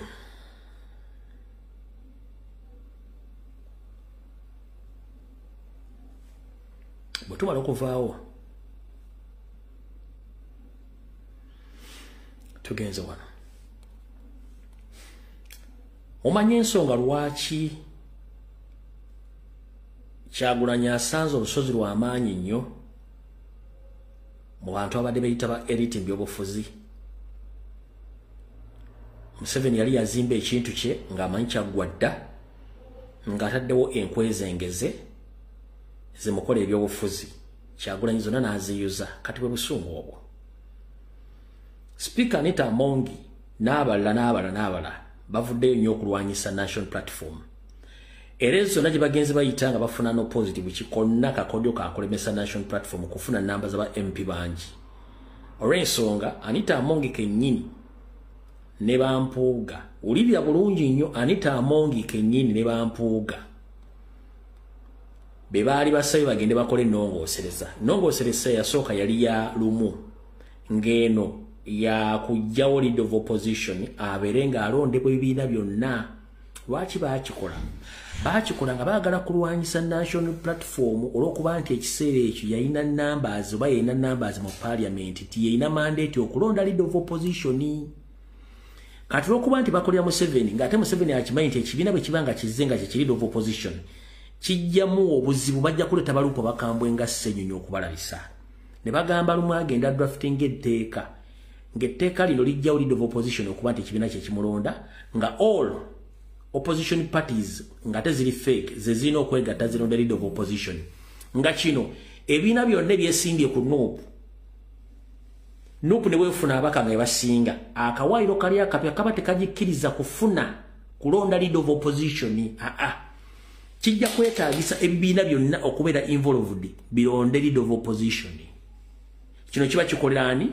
Kiba kikolera Museveni ne Anita Amongi. Ke kakodyo ke mutaategeera bano baali baagala kulwanyisa Joel Ssenyonyi n'ekibiina kya National Platform. Kati kibakola ennyongereza ya lumu yasooka n'emwokya ne bakyagirowoozaako n'empugiramu sindika akola reforms ze yakola nazo zatannatebolinga newe mbuuza reforms zino lwaki yazikola amaze omujja kuwa leader of opposition tasobola kunnyonnyola kubanga ke katiba kaabwe ke baali balina ekyo nga tukivuddeko kati ne basala bagende okutandika okulwana obulwanyi nga bakozesa ki nga bakozesa electoral commission okutandika okudisqualifyinga bakandidate ba National Platform bonna we bali abasinga obungi era bino bikyagenda mu maaso olw'okuba nti eggwanga temuli mateeka etteeka lisoma bwe liti nti electoral commission tevunaanyizibwa ku verifyinga qualification za muntu omuntu bw'aleeta qualification ze electoral commission ebintu bino bisooka biyitibwamu obukiiko bw'ekibiina n'aleeta empapula ebiraga nti ekibiina kimuwadde agende mu UNEB verifying empapula ze agire empapula nga ziri certified ekibiina bwe kimala obikola ne kisindika candidate oyo kiwadde n'agenda mu electoral commission bw'agenda mu electoral commission emusaba verified papers eziri verified okuva mu UNEB ne mu Uganda ne mu Ministry of Higher Education nezimusaba n'aziwaayo so bw'amala oziwaayo electoral commission yo nemunominatinga nti ali duly nominated nga ne qualification yazirina kati omuntu ono bw'atwala empapula ze kitegeeza ne commission yekola ki emaze okumuverifyinga n'ebintu byonna kati omuntu yenna ayagala okudisqualifyinga candidate munne ayina genda kulopa musango mu kooti ng'awaabira candidate oyo nga agamba empapula ze teziwera kino kiyise bayite UNEB ne bayite UNEB ne Uganda bayite UNEB n'ekitongole ekikulira ebyensoma ebya waggulu mu ggwanga mu kooti kyewozeeko ku mpapula ezo so si buvunaanyizibwa bwa Uganda Electoral Commission ate kyo okunalifyinga abakulembeze amaze okulondebwa nga kibeesinga ku mpapula z'ekibiina ez'obuyigeze baawaayo obwo si buvunaanyizibwa bwayo kati olw'okuba nti bano abasajja bali mu system volongoto yensonga lwaki bakozesa advantage eno okudisqualifyinga abantu nga babeesinga ku kintu ekitali mu mateeka Electoral Commission teteekeddwa wadde okukwata mu mpapula z'omuntu kooti ya Uganda ensukkulumu yeyina obuyinza era kubayitibwa okubeerawo ng'abajulizi mwembeera UNEB mwembeera Uganda bagita batya ekyo ekitongole kikwasaganya okuverifyinga empapula z'abantu zasomye nti zino ziri verified yasoma era zenkanankana n'omutindo guno ogw'ebyenjigiriza so si Electoral Commission era kooti eyita UNEB okunnyonnyola UNEB n'efuna reference okuva mu masomero okusinziira omuntu ono gye yasomera kati Electoral Commission ekintu kyekola ekikola mu bumenyi bw'amateeka UNEB Electoral Commission it is concerned about the qualification of those candidates.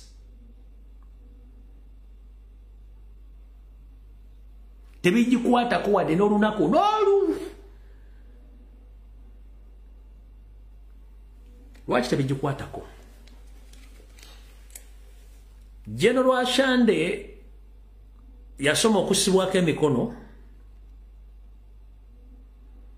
n'asoma community service n'asoma engeri gye bakumawo emigaati n'asoma engeri gye beevulungulamu n'asoma engeri gye bambalamu yunifoomu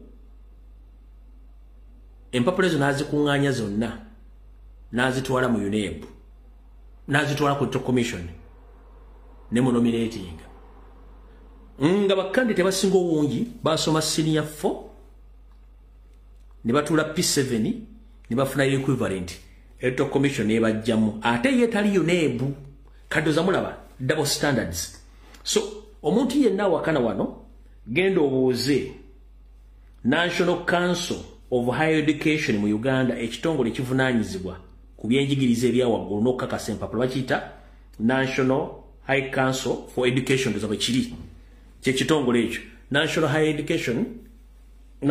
Education Council ekitongole ekyo kyekivunaanyizibwa okuverifying empapula z'abantu so si UNEB kubanga omuntu ogenda okuwandiisa ekibiina kyo kiba kimaze okusaba empapula ezo nekigamba nti okukakasa empapula zino sooka ozitwale mu kitongole kino olete certified copy ng'erimu stamp otwala receipt kuwasa student empapula zino bazikoze eki baziverifyinze era olumu babasindikira ne email to verify empapula za student oyo nti yasoma so si Electoral Commission. Yes, bagita Uganda National Council for Higher Education. So si Electoral Commission. Kati kino Electoral Commission kyekola kimenya mateeka. N'abantu bali mu kudisqualifyinga ekikolera mu bumenyi bw'amateeka.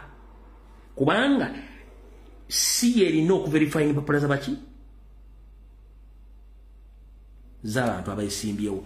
N'ekino njala kugamba nti mu gavumenti ya Museveni ne baminisita basinga obungi bonna bwe bakwata basinga obungi empapula zibalina zikuma mu senior 4. Baminisita ba Museveni ne ba MP abasinga obungi bwe bakwatira ku parliament balina empapula nyingi bakuma mu senior 4 abatalina senior 6 be bangi n'abatalina degree be bangi. Baminisita kino kibaga baminisita ba Museveni basinga obungi bw'ogatta empapula zaabwe zonna zikoma mu senior 4 neza senior 6 tebazirina.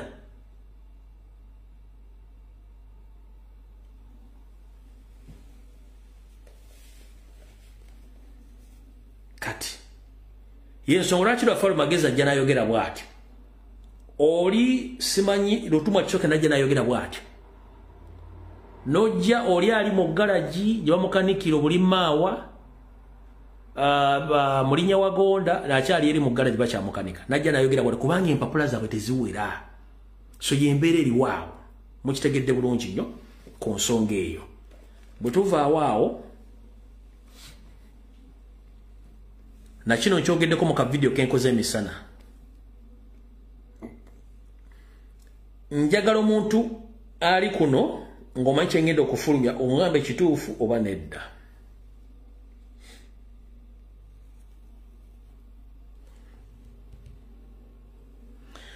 Obadde okimanyi nti 8 ebitundu 80 ku buli 100 abapoliisi ba Uganda bonna babayisa buyisa mu kutendekebwa okw'omubiri kye tuyita physical training. 80% of Uganda police officers, they don't qualify to be police officers. Why? The biggest number of all police officers, they just pass through the physical training. They are not taught about the Constitution of Uganda. And they know nothing about the law in Uganda. Abasirikale bitundu 80 ku buli 100 aba police batuwalibwa ne batendekebwa butendekebwa mbirigo training yo ka physical training tebasomesebwa ssemateeka wa Uganda tebasomesebwa mateeka bonna bitundu 80 ku buli 100 kyovola batebamanyi mateeka bamenya amateeka.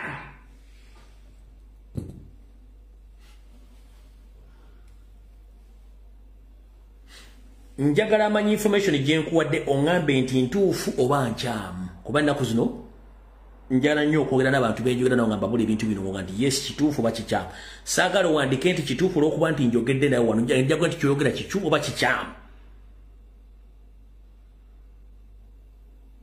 Mu physical training muno mubuli okubayigiriza okukwata emmundu n'ogikuba ne target tebamanyi mateeka obabuuza mu tteeka ki lyokwatiddemu omuntu talimanyi ye kennyini teyemanyi agwa mu kitongole ki tamanyi ddi lwakuba ssasi tamanyi waatalina ddi kubira okitegera tamanya muwa order agimuwa owa poliisi mu Uganda bamuwa ne order nga tasobola kubuuza afande order gyompadde nga ndaba erimu ebirumira.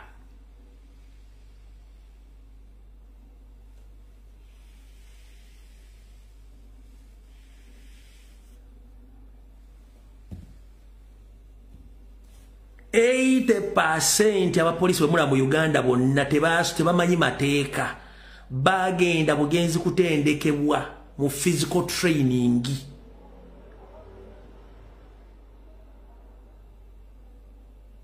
basoma babatwala kutendeka physical training tebasoma ko constitution ya Uganda tebasoma nga ko mateeka neva kwatisa mateeka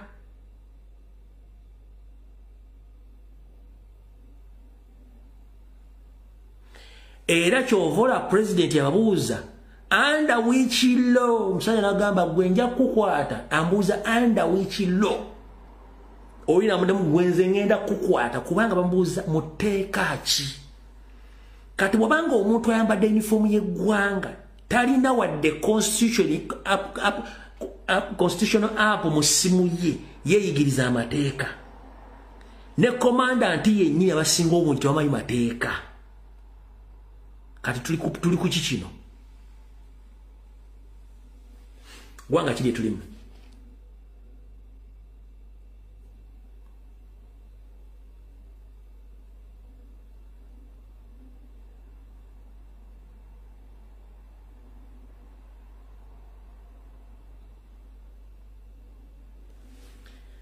era nenkugamba n'ebitundu 8 ku buli 10 tebamanyi kye bayita rules of engagements.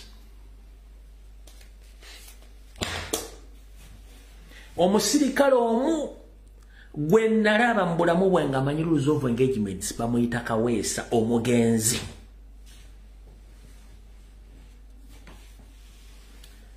Omusirikale omu bulamu bwe gwe nali manyi eyasoma amateeka nga yagakuguka nga amanyi kye bayita poliisi bamuyita omugenzi Andrew Felix Kaweesa.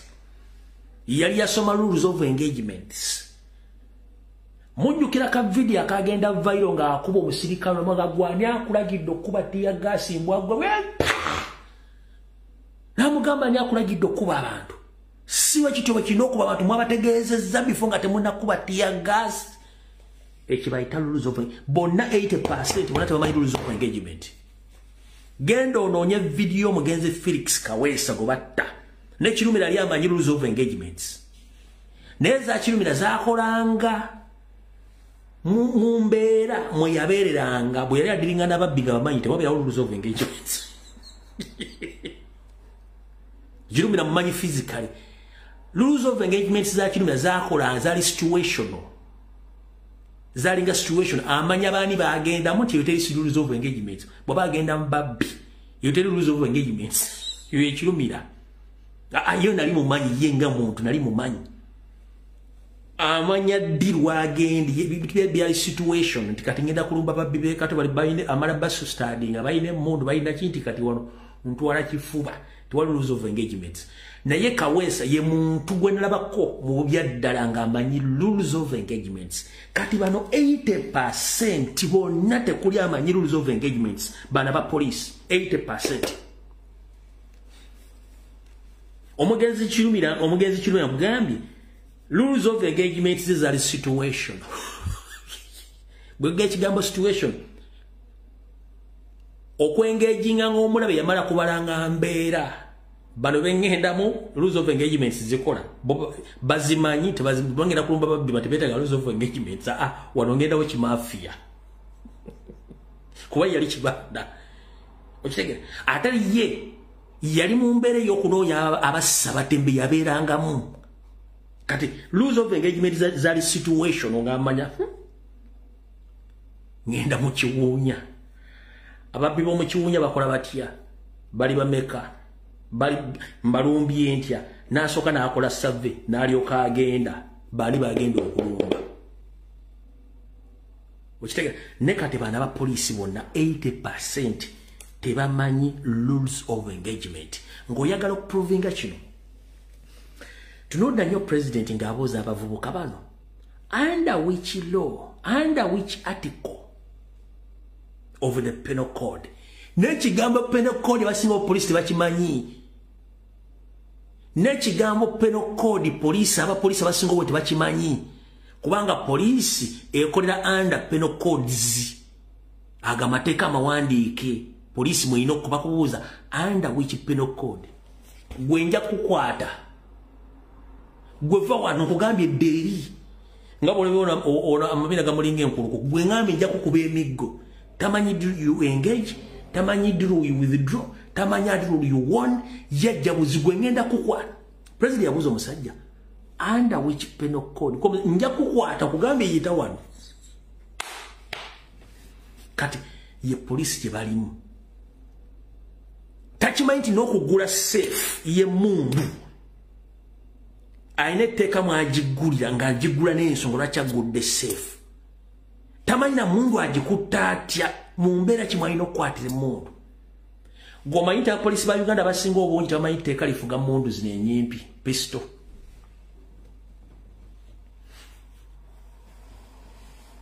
nakyo ngenda kuwa 80% tebamanyi mundu tebamanyi pistol 80% tebamanyi pistol mateeka gafuga pistol yamanyi nti mundu amateeka agafuga pistol erina kubeera mu kiwato ngeri mu kisawo kyayo owulira era ebiseera bisinga abasirikale bakwata pistol nebigenda mu zino ensi zonna abeera well relaxed nnyo nga takutte wadde ku pistol wadde ogikwata wabula kasita akwata ku nsawo yaye bwati n'agibikkula papa siragijjeyo ng'agenda ku shootinga kuba amala ku standinga mbeera naye ebisajja byano ajjayo episto mu nsawo n'agiteeka mu bbanga n'agikwata bwati ng'atiisatiisa. That is wrong. Amateeka ga pisto erina kubeera mu kisawo kyayo. The moment kasita obikkula ekisawo kyayo n'ogijjayo oba olina gikozesa. Bwe mba ndi mukyamu njagala n'amanya amateeka g'emmundu mumbuulire.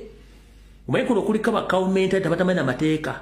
Ajaga ne lumbi ngayogera bingi amanyi bimeka. Manyi ne jjajjawo mumanyi. Sooka gwe oŋŋambe wano. Kuno kuliko abasirikale kwe muli. Nge 80% abazina pisto. Tebamanyi mateeka gafuga pisto.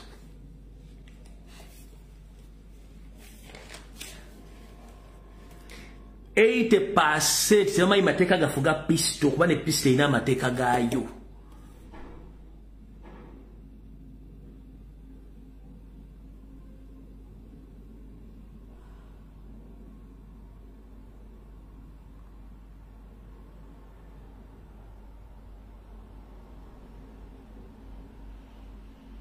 Kati Uganda police gye tulina mu Uganda. Noza mutegede bantu betulina nabo. Kati ensonga lwaki tuli under captivity oba under occupation lwa nsonga yino wano wammanga. 1. Gwe wenna tamanyi kye bayita occupation. Njakwagala otandika okinoonyerezaako era bakikusomese.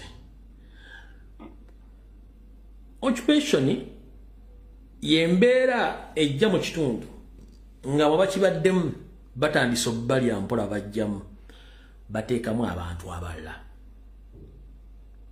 Basobola okukozesa abantu bammwe bonna mu okunyigiriza mmwe bali okufuna kye baagala. Kyekiri mu Uganda. Kati bwe kidda mu Uganda kankojjukizo katono. Abasoma American history n'abasoma engeri abazungu gye batwalamu America bannannyini nsi eyo kati bali bananyini nsi bali Minnesota bali luddawa. So ali mu Americans jukizaako wano bananyini nsi abatufu bali Minnesota bali luddawa. Tebakkirizibwa waliwo ebintu batakkirizibwa kukola.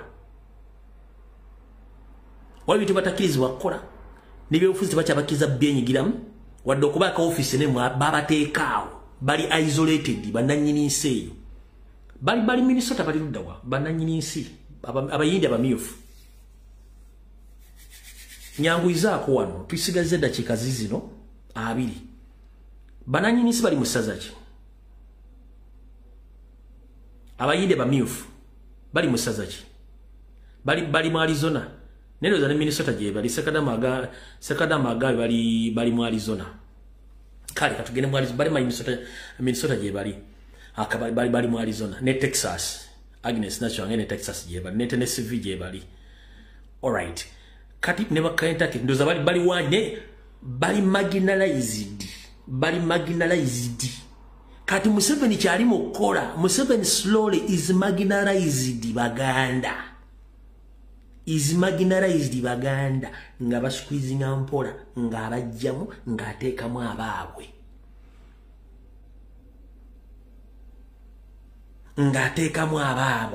Abateekamu kyovola bakusomera amanya g'abakungu bonna mu gavumenti geegamu, polisi geegamu, prison geegamu, mu magye geegamu, ministry geegamu, wonna geegamu. Mu bannansi babajjamu mpola. amateeka gakola ku mmwe tegakola ku bo kyebali mu kukola buli institution bagitwala nga go bagikujjamu tulina kyosobola kwogera education system bajja gikyusa nga gosobola gikoleramu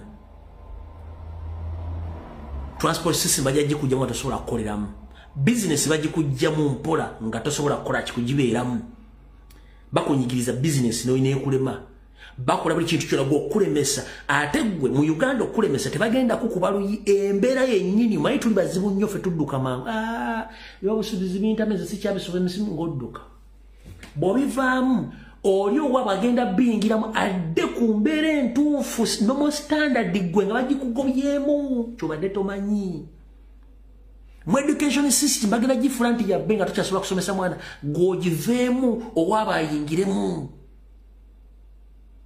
okulima bagenda kufuula expensive owulira bagenda kufuula expensive nga ne obanga osobodde okusobola okulima nebeera successful ogenda otuuka ku market nga bacontrollinga market eyalimisa miliyoni 10 ng'osobola kufuna miliyoni 3 ogenda otuuka katale ng'olina kufuna miliyoni 5 n'ogamba wayi kantu ndenzijeze netala bisegede kabife ye system gye mutategeera ye system gye mutategeera akuwola sente ku kyala across the country mu Nyarwanda akuwolera ku ki akuwolera ku ndagamuntu akuwolera ku ttaka lyo akuwola sente oluzizaayo nga ajjako essimu enkeera nga ganda watunze ng'akugjawo mugenda mu kooti omulamuzaaliyo y'omu ku bo ng'agamba tajja kusobola bireke ng'ogenda ogezaako koozaako mu kukomera paba nga bakutega ng'obadde wakozeko save nti ebitundu abantu abali mu kukomera no mu Buganda basinga ebitundu 2 bali nsonga za ttaka mu Buganda abaganda bali makomera wonna 20% bonna baliyo ku nsonga za ttaka 20% baliyo ku nsonga za ttaka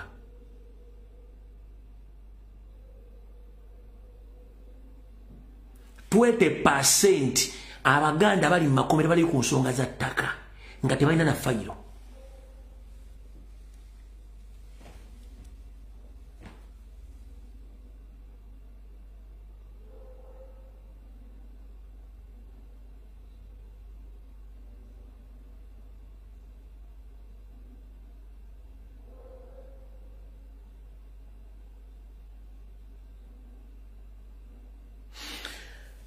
bw'omala okuwulira ebyo ojja tegeera ensi bw'etambula ojja agambye nti 40% nkuwaddeko figi entonotono 20% abantu basinga obungi makomera abaganda bali makomera 20% ensonga za ttaka ze zibateesezaayo bani abateddewo banyalonde babataddeyo baba kutwalako ettaka basindika ono muganda mannya go basindika yajja ne ssente naye nga ssente zibaleese zivuddemu ki zavuddemu State House ssente zibaleese zivuddemu banka ani azibawadde nti manirenda g'obadde okimanyi nti mu banka mwennyini mulimu bakola bayita ba financial intelligence officers oba ikudde nga kipya bayita ba intelligence financial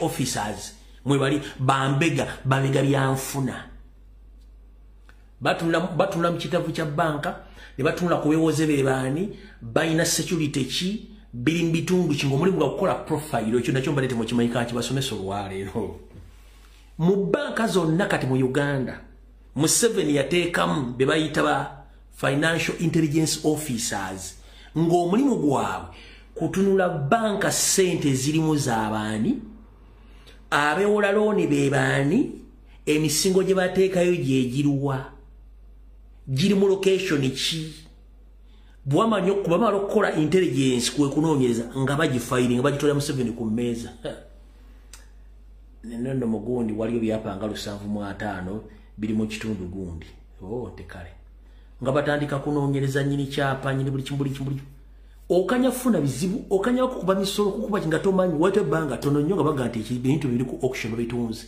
nga tomanyi banka etandika kubala mu fuulu togenda kulwana banka ekyo nabakikola ba financial intelligence officer babikola mu banka mbate mukimanyi onanga babaita survey officers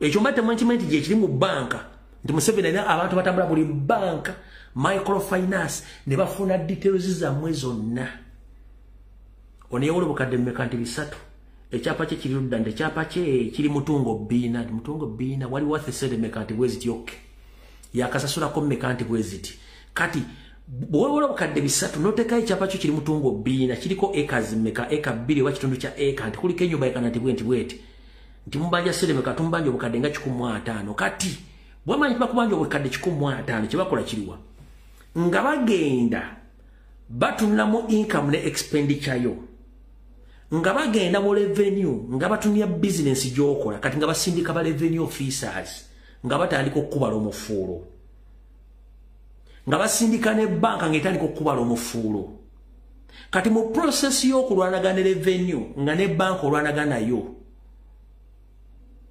ekivaamu ogenda okukola tokyalina kyakuzza nga bakola ki ne omuntu oyo omu yakoze ekintu ekyo gwokusula nga tomanyi kino bakikoze nnyo abasajja abaganda weewola looni Museveni agitegeera bano baba intelligence bagitegeera yomanyi ekyapa kyo kiri worth meka ennyumba eri worth meka amanya business yo gyokola ne bagimanya gyeri sente meka zeyingiza na buli kimu kati okukwata obulungi banka gye basooka ne bafuna details zo ne bagenda mu revenue muleve bajja details zonna tebabula kye bakwekwasaako kubiringa omusolo kati omala okufuna omusolo ogwo ne baddamu ne bagudabolinga neno bank ne dabolinga interest kubanga mu banka esinga mu nsi yonna bwewewola ssente nozeewola mu financial yeeno interest rate neekyuka Siroza nti interest rate ekalingibwa forward to current interest rate. Njara mu problemu wano. Wane takete chiliyo.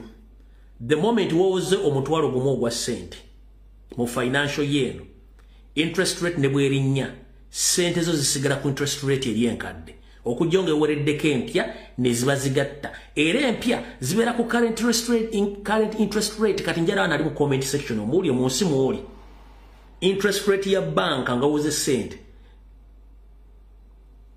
esigala eri standard oba ekyukamu okusinziira ku interest rate ebezze empya njagala osooka onziremu wano ndyoka ekikunyonyola Uganda olyoka okitegeere tulina eddakiika zino njala kubula engeri Museveni gyafunye mu bintu gyafunye obugagga bwa Uganda bwonna obutwala tulina eddakiika 12 njagala mumbuulire wano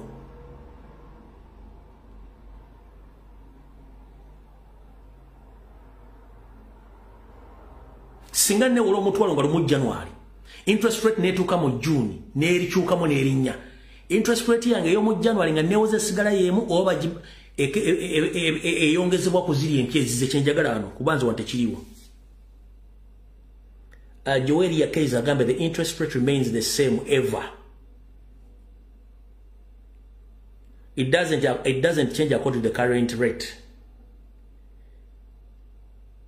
Kati Uganda si kyekimu. Uganda abali Uganda bali byozeko sente. Kati bano batugambye eyabwe esigala kyekimu. Mu Germany it remains the same, it doesn't change. Mu Uganda kiri kitya?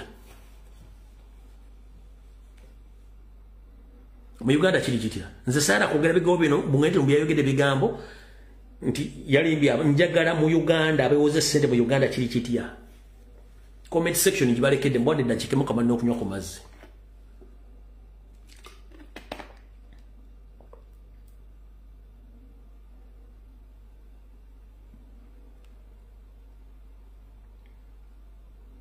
In US 8 it changes, it remains the same. Malawi it remains the same. Njagala Uganda, they gave you minimum period but still remains the same in Dubai. Njagala mi Uganda, njala mu Uganda sagala kwogera bintu biri wabwe mbabudde ebibogere w'eggwanga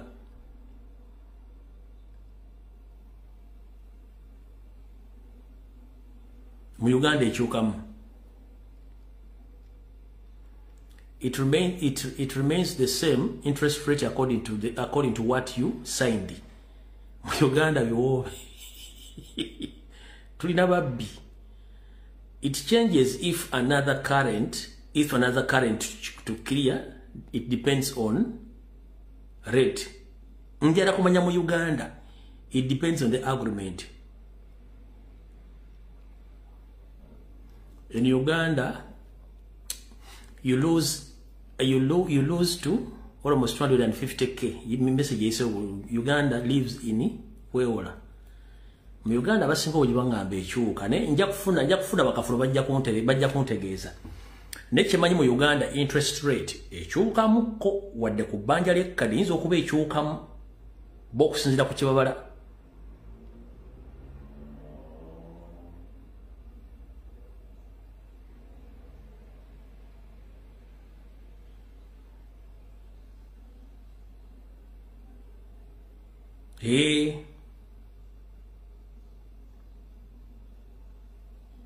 Mbagamba it depends on the lender kisinzira ku muwozi okay kati mu kitegedde kati mu Uganda nkunyonjidde system abantu basinga obungi bafiiriddwa amataka gaabwe offered properties zaabwe kikola batya kivudde ku bali betuyita financial intelligence officers mu 7 byasindika mu buli banka ne microfinance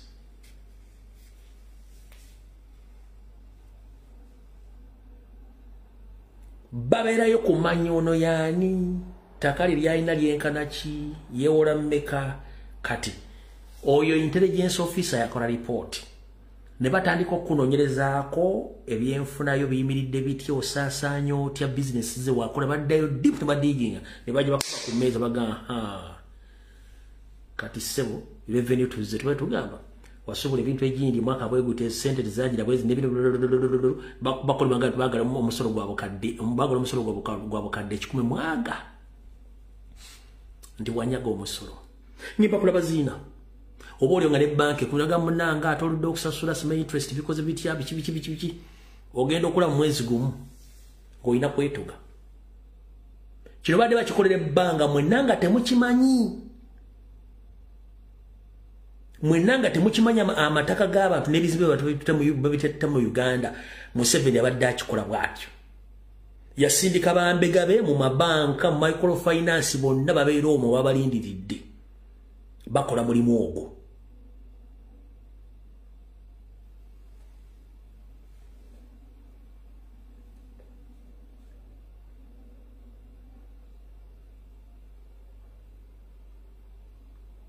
so buli muntu joli mu Uganda buno bakanjala bokuwereza era bulirize bulungi nnyo gomona Uganda ali eyo njagala mpulirize bulungi nnyo nazzi kuno banna Uganda twalowoozanga nti gavumenti ezaavaako wattu zaalina ekizibu era ze zaalinga mu kwenyigira mu bikolobero ebitulugunya okuwaba n'okutta banna Uganda wabula nga bwe bagamba nti enkima gyekoma okulinnya omuti gyekoma okwolesa obwere bwayo ate bagamba nti eryokanga netunye tuleesesera bezenkano ebyoyo Nyandi Osoferiti bahabulwa gyakomye okwerimbika mu kulimba batu n'okulwa mu bufuzi ate mwattu gyakomye tulaga nti yabadde mabega yonna yakola ebikolobero bino ebyokuwamba okutta n'okutulugunya n'okusanya banna Uganda byali aludde ng'awaaliza gavumenti eziyise bino mubirabye olw'okuba nti waliwo social media wabula mu myaka giri emikadde wabeerangawo UBC yokka ng'eriko Red Channel ne Blue Channel ya Radio Uganda naye kati buli muntu alina wendi nkufuna information eflowing buli muntu alina essimu ye yensonga lwaki banguyidde okutegeera Museveni yaani wabula ebikolobero bino yali yabikweka nnyo ng'era biteeka mu bantu abalala kati olw'okuba nti enkima gyekoma okulinnya omuti gyekoma okwolesebwere bwayo wattu nnyalo tegire nti yabadde ng'ebbanga lino na mu gavumenti ezaayita yakulembera ebikolobero by'okutta okuwamba n'okutulugunya kino kyolekedde mu bukambwe obutemu okuwamba okutulugunya okunyaga banna Uganda mu ngeri ey'ekyononero. N'atuuka n'okuba nti abalumba ku mawanga gye mwagenda ku nkusiirwa okubamizisaayo omusu olw'ebigendererwa bye. Buli muntu abeerako ekibi n'ekirungi. Wabula amagulu meeru baatuleetera social media ekyembebazaako. Esobodde okukola omulimu ogw'amaanyi okulabisa abasajja bano abaali beekwesa emyaka emiyitirivu nti si baali emabega ebikolobero bino. Kati gwe munnange kino kyolaba olwaleero baali bakikweka nga bagamba Obote yakola kino, Amini yakola kino, battanga abantu, babawanga abantu, polisi yakubanga abantu nebatta, amagye gattanga abantu, simanyi mu Lubiri Amini yayinayo entaana, simanyi yakola bwati, kubanga ekyo kye baali baagala muwulire bano abaliwo. Naye essaawa zino abaliwo essaawa zino mutandise balaba nti baali bapegawo ebintu ebyo n'okusinga ebikolobero byakolebwa. Kati wenkugambira gwe wagira Museveni bw'abanga ku .com era Museveni tasobola kuswalako ebikolobero birabira ku TV ne radio, gw'omusuubira nti agenda kuswala ddi?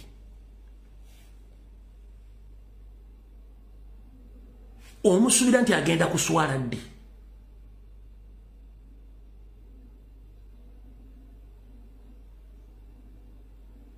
Nebaza magulu meero ku kintu eki yaleeta emitimbagano gino eyambudde Museveni its on record yabadde akola ebikolobero byonna. Ku Sande oba ku Sande nakola video ne bagamba nti Nyerere yagamba Obote waliwo abantu abasobola okuyamba mu kintu ky'okusaanya Abaganda. N'amulagirira gye baali kwe kuleeta ba Museveni banne specifically nga bajjira ku Baganda nakati kyakyakola. Mutegedde bulungi. Nabatedde akatambika bakayita akatambi nabatedde akatambi ku mutimbagano ke bayita the brilliant genocide mwakale bulungi nnyo.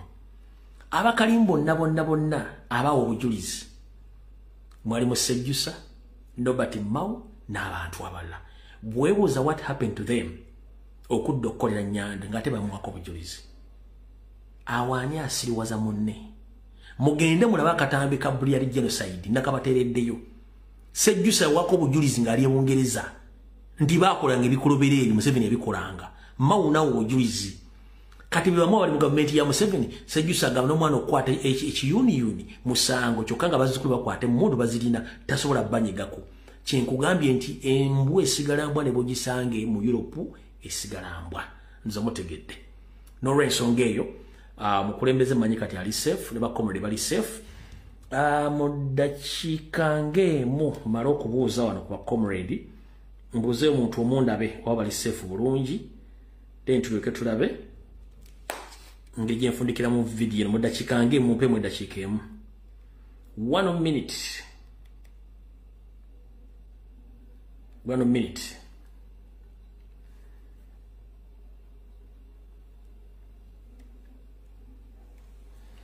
Nga sinavaako.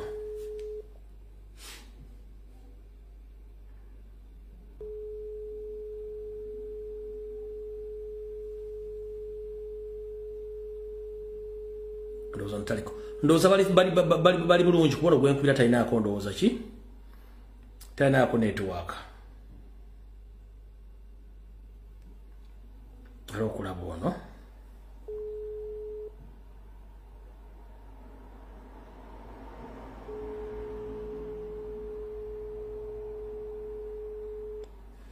Jajja.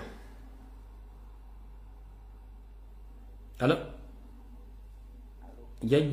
Jajja muli bulungi.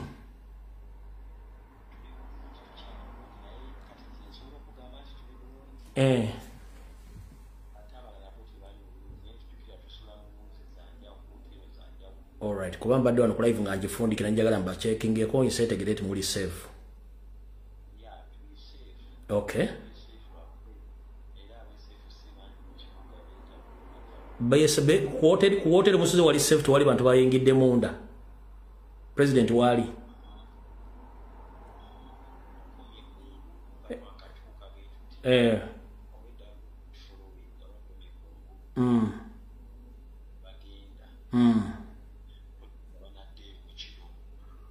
Kale, mukama bakume bulungi nnyo. Kale sebo. Alright, bannange ndowooza akatambire bwenkagala mazofuna confirmation president ba comrade bali bulungi naye ekibuga kyo kiri under siege nga mukimanyi nenga bonna bali bulungi Lawrence Ongeo njala bata mutegene president tulinda ate enche bikinabeera nenga njala baga buli omuguma sagala okabe nnyo kuliwa maziga mu kimeti kyonna ekikolebwa kitongera buvumu nakulaga bikolobero abasajja bali basirikidde dibasobola bikola bibakola nga myaka gye 7 myaka gye 9 myaka gye 9 ne mu 12 eno ye true definition nti bali babikola so buli kikolobero kye bakola mugume bugumi tujja kutamu egenda kutuuka nga tulina okweno mukawa 10